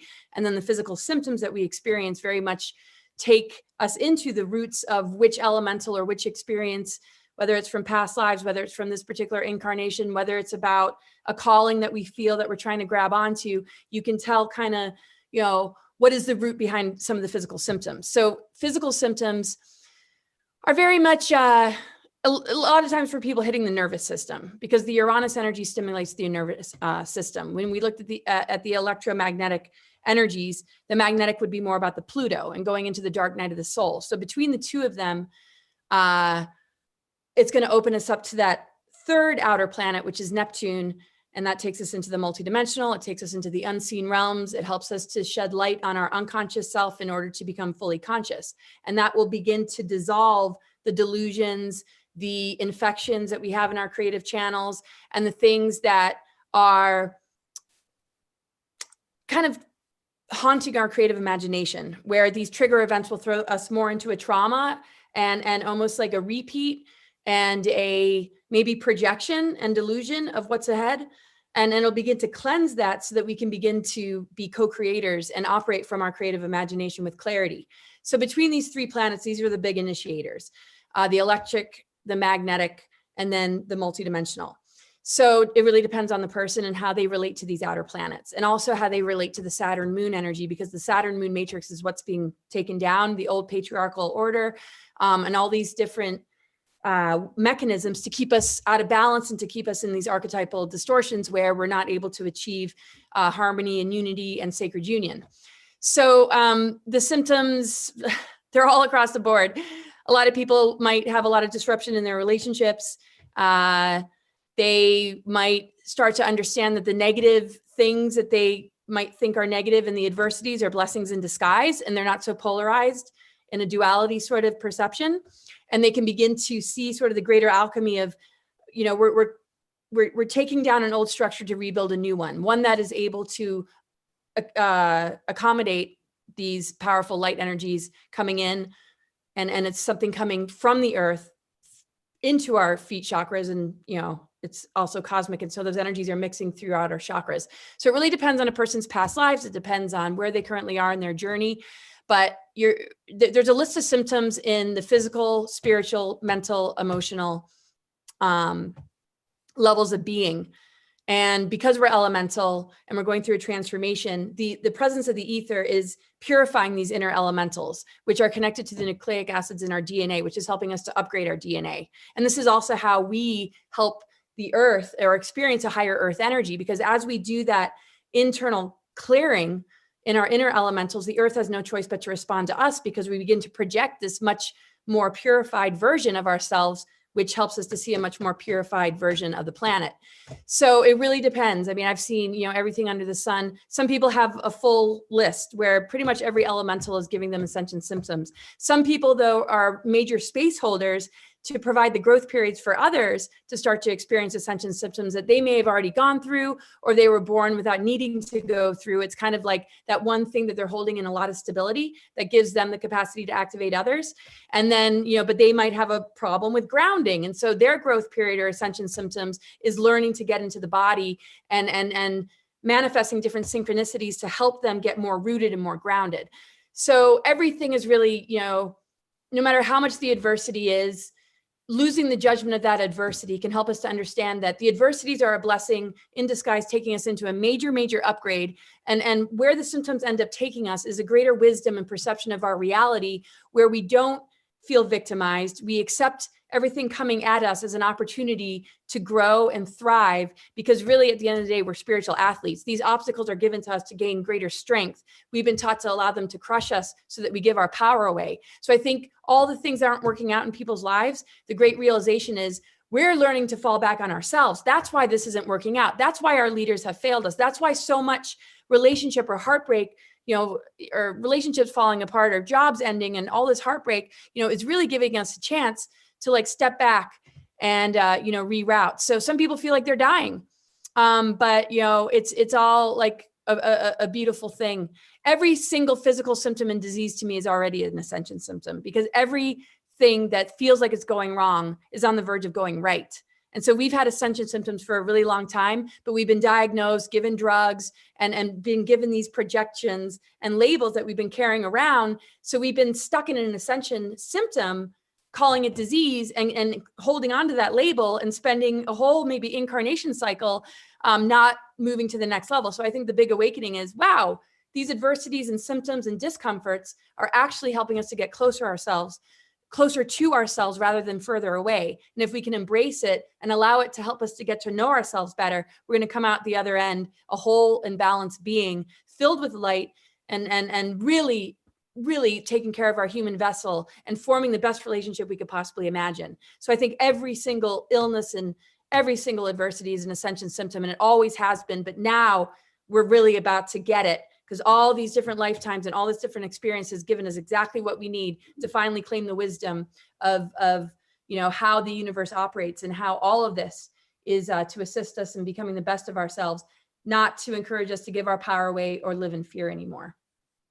Wow. Yeah, incredible. Thank you so much. That's more than I bargained for. Terrific. Really, really powerful stuff. Thank you. Well, I'd like to throw that question out to more people, but for the sake of time, I'm just going to rip right into a Q&A here, because there's some great questions flowing. And I'm going to just direct this to certain people, and then we'll wrap up with the meditation here. But thank you for all your questions, guys. Again, in advance, sorry if I can't get to all of them. I'll do my best to ask a few here. But Todd asks, which I think is probably the question on everyone's minds to a large degree, should we participate in the movements going after the dark ones, the DF, the dark forces, or should we put focus that bring in the new world? And Marina, I'd like to throw that to you. Well, immediately the answer was no. You put a focus into the positive with a positive action. So you're going to reconstruct this way one holographic imprint through the negative that you see, which is within your matrix within the matrix. And when you refocus your attention to something positive through action, thoughts, and deeds in a daily basis, fractally, moment to moment, that creates a very much potency into your field, which the end result of your action will be in a positive outcome that you create as you go. And that's a quantum structure knowledge. Okay. So redirection of one attention here to a new one. This way you mutate one structure of a hologram with a completely brand new one, and staying in the center, recognizing that the negative structure exists because it's part of consciousness. You cannot reject it, but you can acknowledge it, say thank you, by shutting this program down and mutating it and bombarding it with a brand new frequency, which will mutate into a completely new reality outcome for you. And once you do that in a daily basis, I guarantee you, you're going to expand that into a positive outcome into the collective. You're going to turn around and you're going to see positive outcome, positive things people are doing. The way Magenta was saying, you go into the restaurant, all of a sudden, oh my God, there's no masks. Because I'd experienced that going into New Jersey, and the biggest thing that they had here, I went into one location in the middle of the street, looked like a tropical night, no masks, and everybody was eating all over the place. I could not believe, I thought I was in a Twilight Zone, but I was in my own reality because I was carrying, even when I was wearing mask, I wasn't wearing it because I was afraid of whatever was happening, but because I wanted to stay in neutrality and not respect the people that were so afraid of what was happening. Thanks for the question, great question, and thanks for letting me answer it. Beautiful, thank you. Yeah, I totally agree. Really, really cool stuff. Okay, next quick question. This is a bit of a random one, and I'm going to toss it at you, Magenta, just because I feel like it. Dolly Daydream, thanks for your question. What about orbs? I see more white light but blue the other day, but I want to expand that question a little bit. What about orbs? I'm kind of curious. This is a different subject, but I see orbs all the time, and I know many of you do. Can you talk a little bit about orbs, what they may be, and just some commentary around these wonderful light beings, I suppose? Again, we come back to multidimensionality. These orbs are manifestations of so many different things. This can be your own consciousness projected. This can be an extraterrestrial being coming in. This can be astral travelers that are emanating a light. But ultimately, this is you seeing individualized intelligence, individualized consciousness. And whilst there are nefarious orb structures, they're usually darker. But if you're seeing them white and light and blue and pink and all different colors, they're usually light ones. Not always. There can be some very dark, almost black orbs that are highly evolved and very positive, and there can be white orbs that are nefarious. I mean, to answer that question is very difficult, but I personally, if I had to give that answer in a concise way, then these are intelligence structures, consciousness structures that are individualized. Some of these you can actually go into, and then you can see different forms when you go into them. So there can be an orb, as in the presentation of that being, that consciousness is an orb. That's how it presents. But others are transportation devices, like the organic matrix field of a being, and you can go into the orb, and when you look inside the orb, you will see a fairy or pixie-like being. Or sometimes the orb, when you go into it, is actually a ship, transportation device, as I said, 𝗟𝘂𝗶𝗏. So orbs are multiple and varied. And asking that question is kind of like someone outside of Earth saying, what is a being? What is it? And you would say, well, they're human, they're animals, they're insects. So orbs can be multiple different things. But did you say the person asking the question saw a specific color orb? Yeah, it was, let's see now. Yeah, there was the seeing of white and blue orbs as well. Maybe they have different. So white and blue, if they're being seen together, and obviously if somebody is watching this material, then this person is aware, and so is unlikely to be seeing nefarious orbs unless they're being trained. And a lot of that training ground has sort of come to its conclusion now as we've moved into this new phase. So people are more in this mastery phase rather than student phase, even though the two are always intertwined.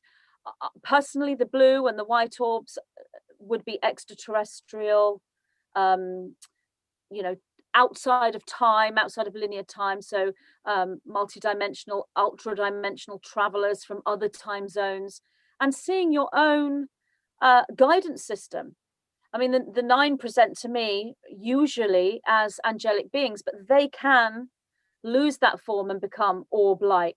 So extraterrestrial consciousness structures of higher intelligence. And for this particular person, I feel this is about catalyzing, and it's about assisting with downloads, assisting with DNA activation, and healing, and all of those things that occur. Which is, we were on the subject of ascension symptoms, and ascension symptoms can be like a medical symptom, but can also be all these higher dimensional symptoms, and seeing orbs would be one of them.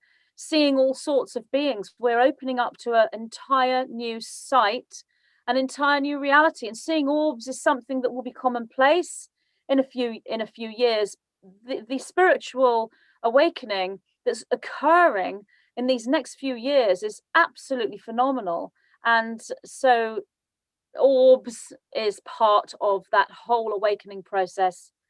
So that would be my response. And again, it's something I could talk about in much more depth, but obviously we don't have the time to do that. So no, magic.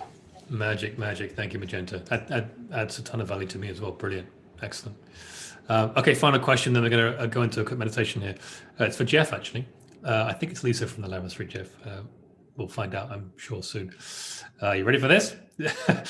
Can you share how we defractal our energy if we fall asleep in the sun? Oh, wow. That's a biggie. That's a biggie. Well, suffice it to say that I think as we sleep, we become less attached to our bodies. And as we travel around astrally, our bodies are inanimate for the moment as we may travel around. And the sun has a tendency to activate or create a thinness between the physical body and the astral body. And so consequently, it creates a potential for an opening of somebody else who is curious or possibly even nefarious to integrate into your physical body that you don't want. And so it's one of the reasons we try not to fall asleep. And so you can meditate in the sun because you're not leaving your body, but leaving your body in the sun creates a potential opening to have, oftentimes astral beings that aren't incarnate, are curious about people who have lots of light around them. Now, it doesn't mean they're mean or nasty or bad. It just means they're curious. And then there are those who are mean or nasty or bad who want to take advantage of you. And that's where those who are heavily drugged, they create a thinness between their sheaths. And so they can actually be possessed. And one of the things is true aspirants. And if we're out meditating in the sun, it's fine. But when you sleep in the sun, your astral body is detached from your physical, and it's just it's kind of like a silly thing to do. And we've been told by the masters throughout time that that's just not something you want to do, because when those of us who start to wake up and you become a curiosity to those who are not embodied. And when you become a curiosity to those who aren't embodied, they are attracted to you like moths to flame. And we just need to pay attention to that. I mean, there's certain rules, right? One of the rules is don't go to sleep in the sun, because it creates a potential for interference, or, on the far side, it was just somebody can actually jump into your vessel and you become possessed. Does that happen all the time? No, but certainly it's a potential that you want to be aware of. Good question. It's a great question. Yeah, thanks, Jeff. Brilliant. And you shared a wonderful story about that. Was it last night? Yeah, Monday was last night about that. Anyway, okay, guys. Well, we're going to head into a meditation now. I'm going to read an Arcturian message, some of which I felt called to share. Some of it resonated with me, some didn't. As with all channel material and messages that come to you, it's really key to do your own discernment. It's really key to channel that through the central channel, through your truth engine, if you like, and discern what makes sense to you. But the meditation that we're going to do, that I talked to Kiara about, is really centered around putting some energies towards helping Gaia shift to fourth densities and higher right now. And I'm going to read this message and then we're going to head into the meditation. So before I do, if you need to get headphones, guys, I'm going to play some music very quietly underneath Kiara's meditation in a little bit. So just go and grab those as I read this. And I shall bring it up, not on screen, but so I can read it here. Okay, and again, take what resonates with you from this, and what doesn't, just leave behind, as we do with everything we should do. So we start here. A galactic collective, this is an Arcturian message, wishes to speak with you about some of the upcoming updates to the collective DNA templates. We are a collective of Arcturian star beings, part of the Galactic Federation of Light, in service of the transition of life forms on the planet to higher dimensional frequencies. We appreciate the opportunity to speak with you and ask that you rebroadcast this message to those with whom this message will resonate. In around 3 weeks from mid-October, so we're slightly past that now, this was back in late September, a cosmic event will occur for which humanity must be prepared for. The transition to the fourth dimensional density is occurring, and this will directly affect the stability of the planet. The human consciousness must be prepared to experience a certain phenomenon that will seem unusual, particularly in the sky, but not limited to. They must stay away from fear. A galactic intervention has become necessary to help humanity and the planet Gaia keep pace with the acceleration of her ascension-related phenomena occurring throughout the cosmos. The ascension shift that is occurring now on your planet will move into hyperdrive or overdrive. Marina kind of talks about this with the momentum, fractal momentum. Time is collapsing much faster towards the point of cosmic neutrality, and humans must dramatically address their alignment to integrate these frequencies. We come to give notice of preparation, for what is to come will shake the core of life as you know it. There are cosmic phenomena that affect the magnetism of the planet. The Earth has moved into a different dimensional and vibratory space, the fourth density. She is passing through an area where other native celestial bodies form in her orbit and pose a potential danger along her course. Many messages are aimed at distorting the frequency and facts. Mixed messages designed to divert the masses and divert the focus from what is truly important right now in all caps. Many distractions abound on your planet to keep humanity in a state of unpreparedness for the real challenges that present themselves. It is imperative that humanity begin to accept that what it is seeing and knowing deep down is true. Thousands of our ships and beings have come from all over to assist in this transition. It is in the great interest of Gaia and the star nations seated upon her, embodied through her, the great stargate that she is, that we have all come to facilitate the rapidly approaching changes. Prepare your physical bodies. The best way to do this is to fast. Begin intermittent fasting as soon as possible, because this will allow for a very rapid frequency change. This is a side personal comment, guys. If you're unfamiliar with fasting, then do some research on that and how it will affect you biologically, and if needed, seek professional advice with that. It will allow the energy that is currently used for digestive and metabolic processes to be redirected towards the improvement of the neurological systems. At this time, fasting for at least 16 hours a day is required to assist us with a planned intervention to make the necessary updates to the templates of the nervous system, allowing frequency alignment to occur as Gaia moves through this transition field of magnetic alteration and high radiation and photon activity. And there's a lot more, but I'm going to pause it there.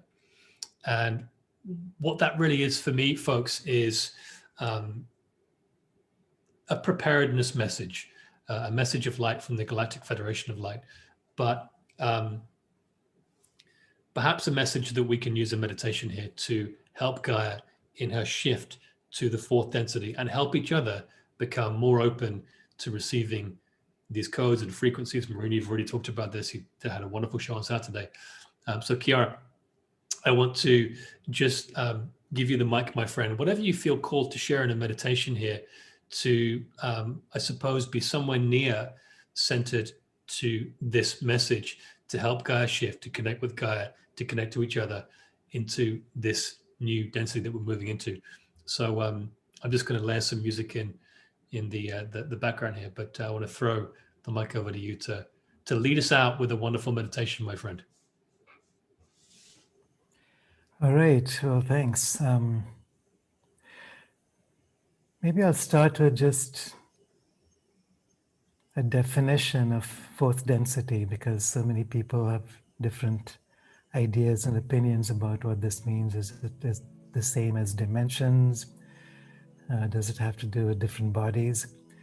And if we can look at the physical body and the etheric body as a single continuum, we tend to focus our consciousness more on the physical side. But if we can also stretch out a little bit into the etheric body and recognize that we're actually bringing these two bodies together now. So the etheric body is a prana body. It has to do with our ability to feel, to sense realities and perceptions beyond the physical. And this is becoming more and more natural. We talked about ascension symptoms. I think we're naturally becoming more perceptive as we step into the etheric vibration, which is also about stepping into the fourth density. We've talked about inner earth and how different layers of the inner earth have to do with different densities. People talk about Shambhala or Agartha. These are dimensions within the inner earth which can be experienced as cities or civilizations which are now rising to the surface. We're merging consciousness with all of this. So the humans on the surface, humans below, humans above, we're coming into the recognition that we're not different from each other.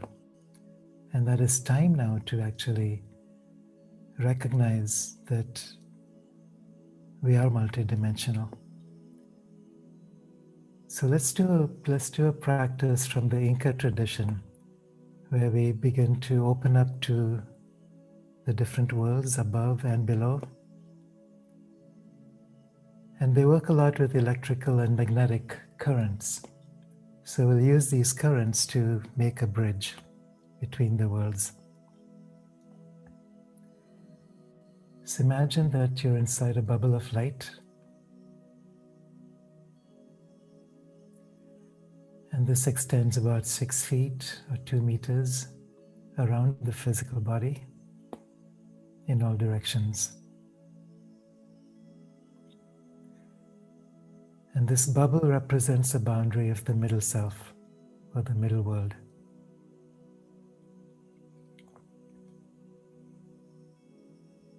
It's a human personality,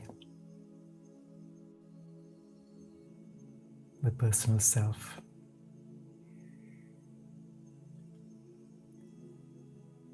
And over the top of this bubble, so about 6 feet or 2 meters above the top of your head, imagine now that there's a window, a circular window opening up into the inner world, the upper world. And so just with your intention, you're opening this window as wide as you can and immediately experiencing this torrent of light pouring in all the way through the bubble, all the way through the lower bodies, through the physical body, into the earth. And this light pouring in from above is electrical, very high frequency, very purifying, very stimulating. And it pours all the way through to connect with the earth, goes deep inside the earth, different layers of the earth. So from the physical body of the earth into the etheric body of the earth,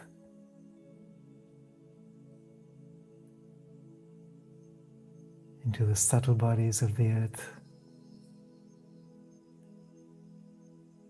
And as it nears the center of our planet, connecting with the causal body, that point of singularity,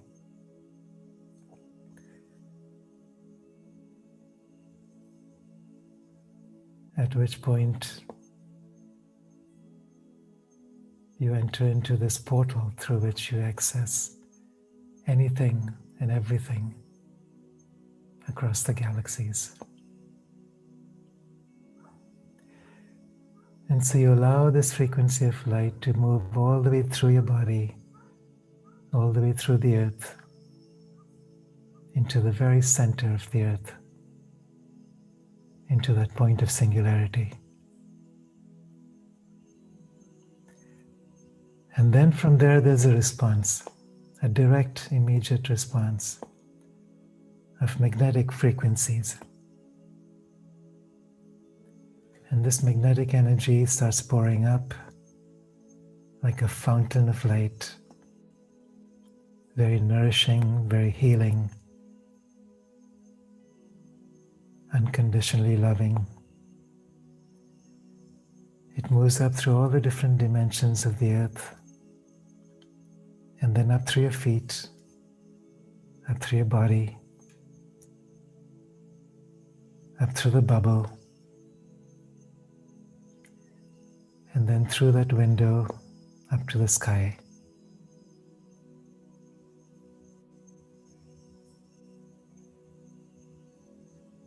And so you have the electrical frequencies of light pouring downwards, and the magnetic frequencies pouring upwards, creating a link between the worlds, between sky and earth.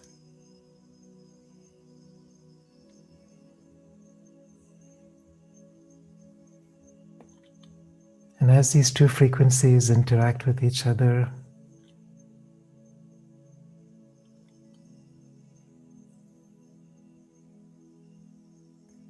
you feel yourself expanding. There's a sense of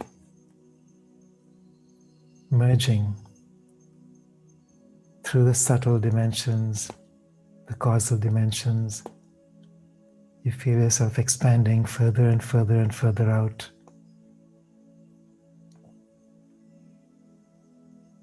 Across space and even across time.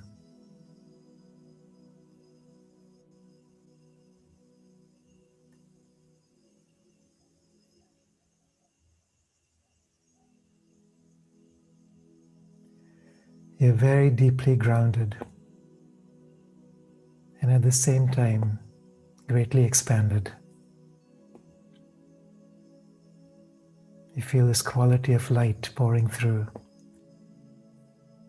You experience a sense of peace, joy, vitality, freedom, unity. And at the same time, you're feeling very, very heavy, as if you're a mountain, deeply rooted within the earth.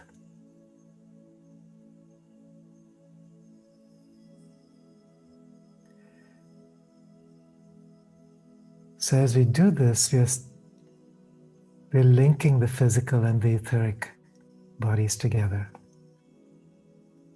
The sense of vitality as you connect with the etheric realm, the sense of deeply rooted physicality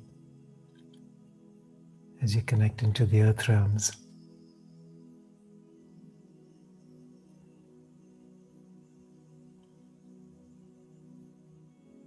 And all you're doing is keeping that window open and simply allowing these energies to flow back and forth. You are allowing. It's not a doing.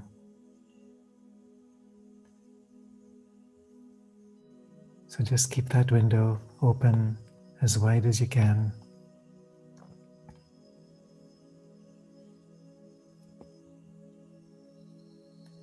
And as you continue to expand further and further and further out,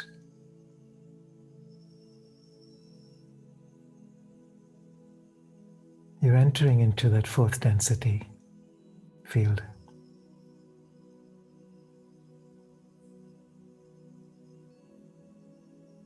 You, as primordial consciousness, merging with the personal identity, entering, descending, grounding yourself through the physical form into the earth, creating a bridge through which Gaia can experience herself.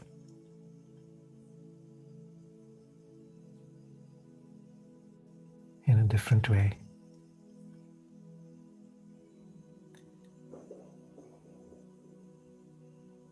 And as we continue to expand further and further out,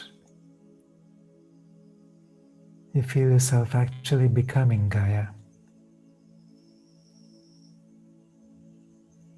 You're experiencing the entire body of the earth within yourself.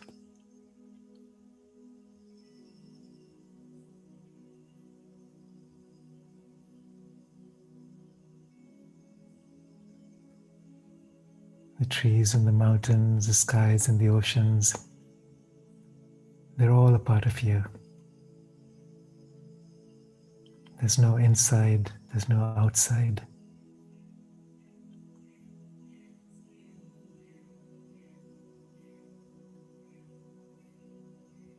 And this is that unified field that we're evolving into,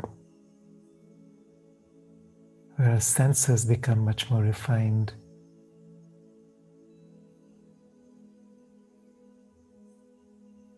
Our experience of self becomes much more incarnated, embodied.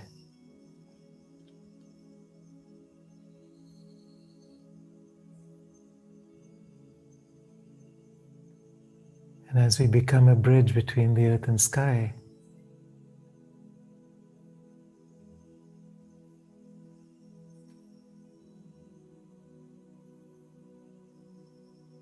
we join with other species of life on this earth.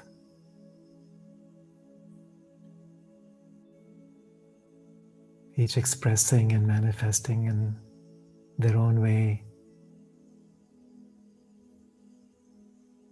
into the unified field that is Gaia.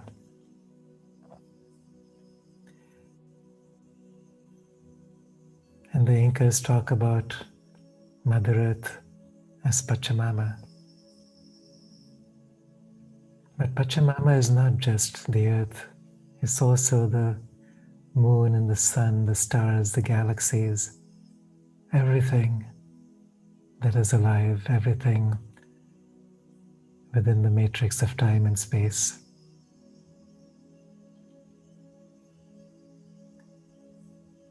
In every dimensional density, all of it is the field of matter, which is alive, conscious, and awake. So as we connect with Gaia, we're connecting with Pachamama, the Cosmic Mother.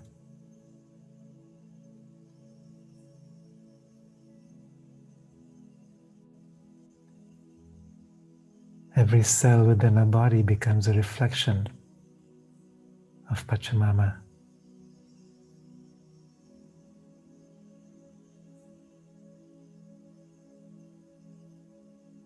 As above, so below. As within, so without.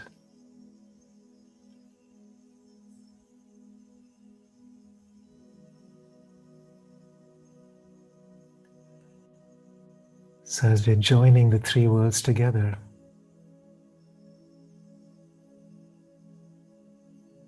we're stepping outside of the experience of human limitations.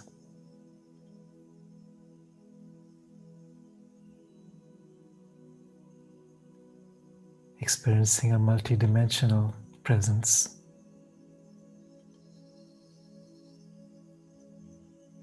And connecting with the soul of Gaia.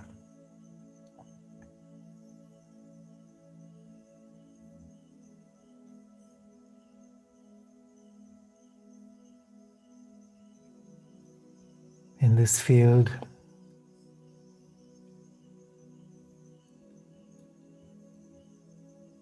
there's an invitation for the inner earth civilizations and the extraterrestrial civilizations and the surface humans to meet together in harmony, resonance, and beauty. There's an invitation for all of life, all species on earth, above, below, and within.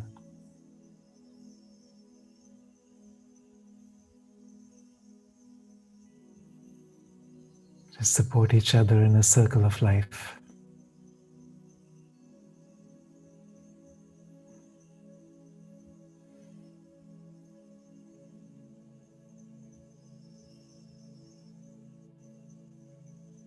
To experience and express the divinity potential within each of us to the next level of awareness.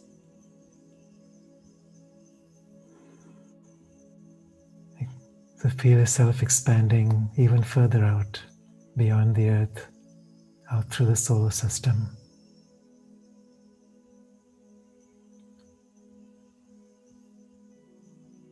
Out through the Milky Way.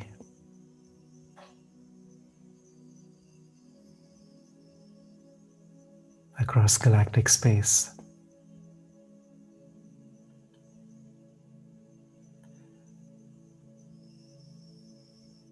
Across the entire matrix of time and space and physical creation.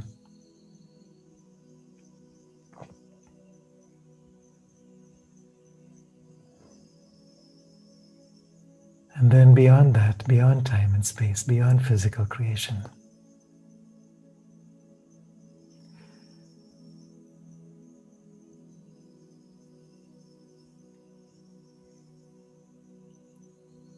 You experience yourself simply as that primordial consciousness, the one spirit,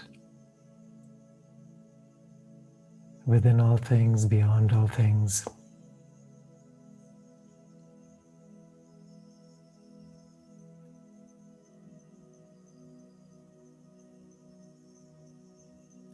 So this experience of primordial consciousness is now being anchored into every cell of the body.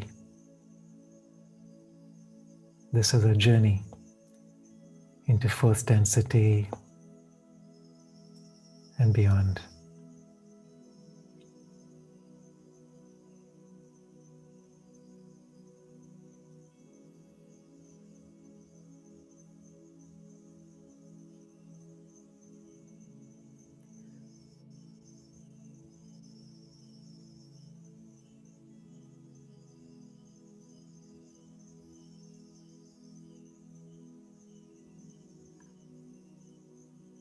So much gratitude to Gaia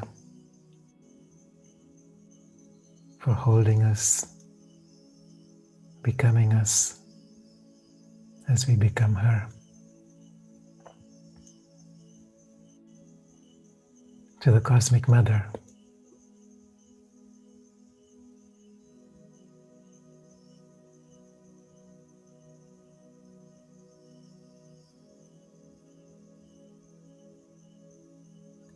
as the birther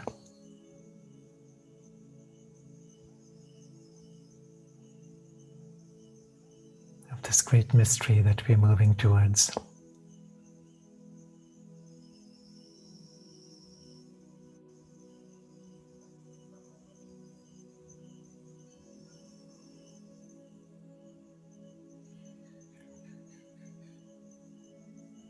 And as we hold this consciousness, this awareness together, we're sending this out through the collective, rippling out through collective human consciousness, across the physical, etheric, subtle and causal bodies of Gaia.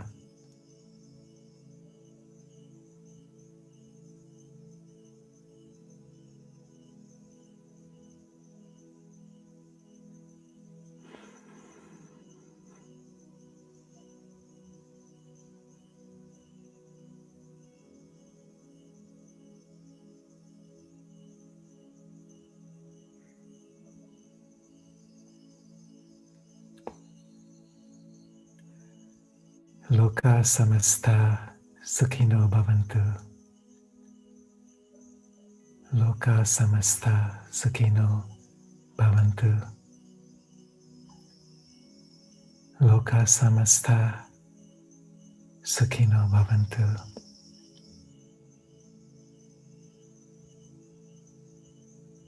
Om Shanti, Shanti, Shanti.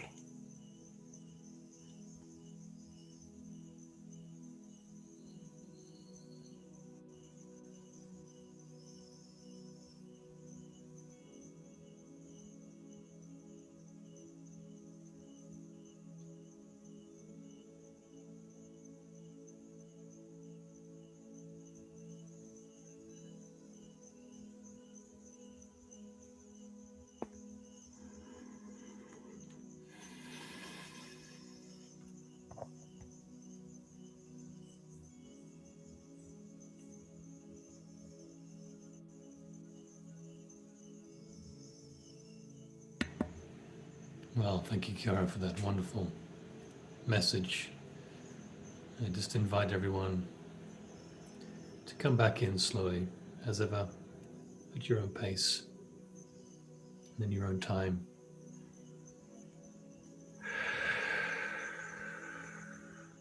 Back into the room, back into our physical bodies here.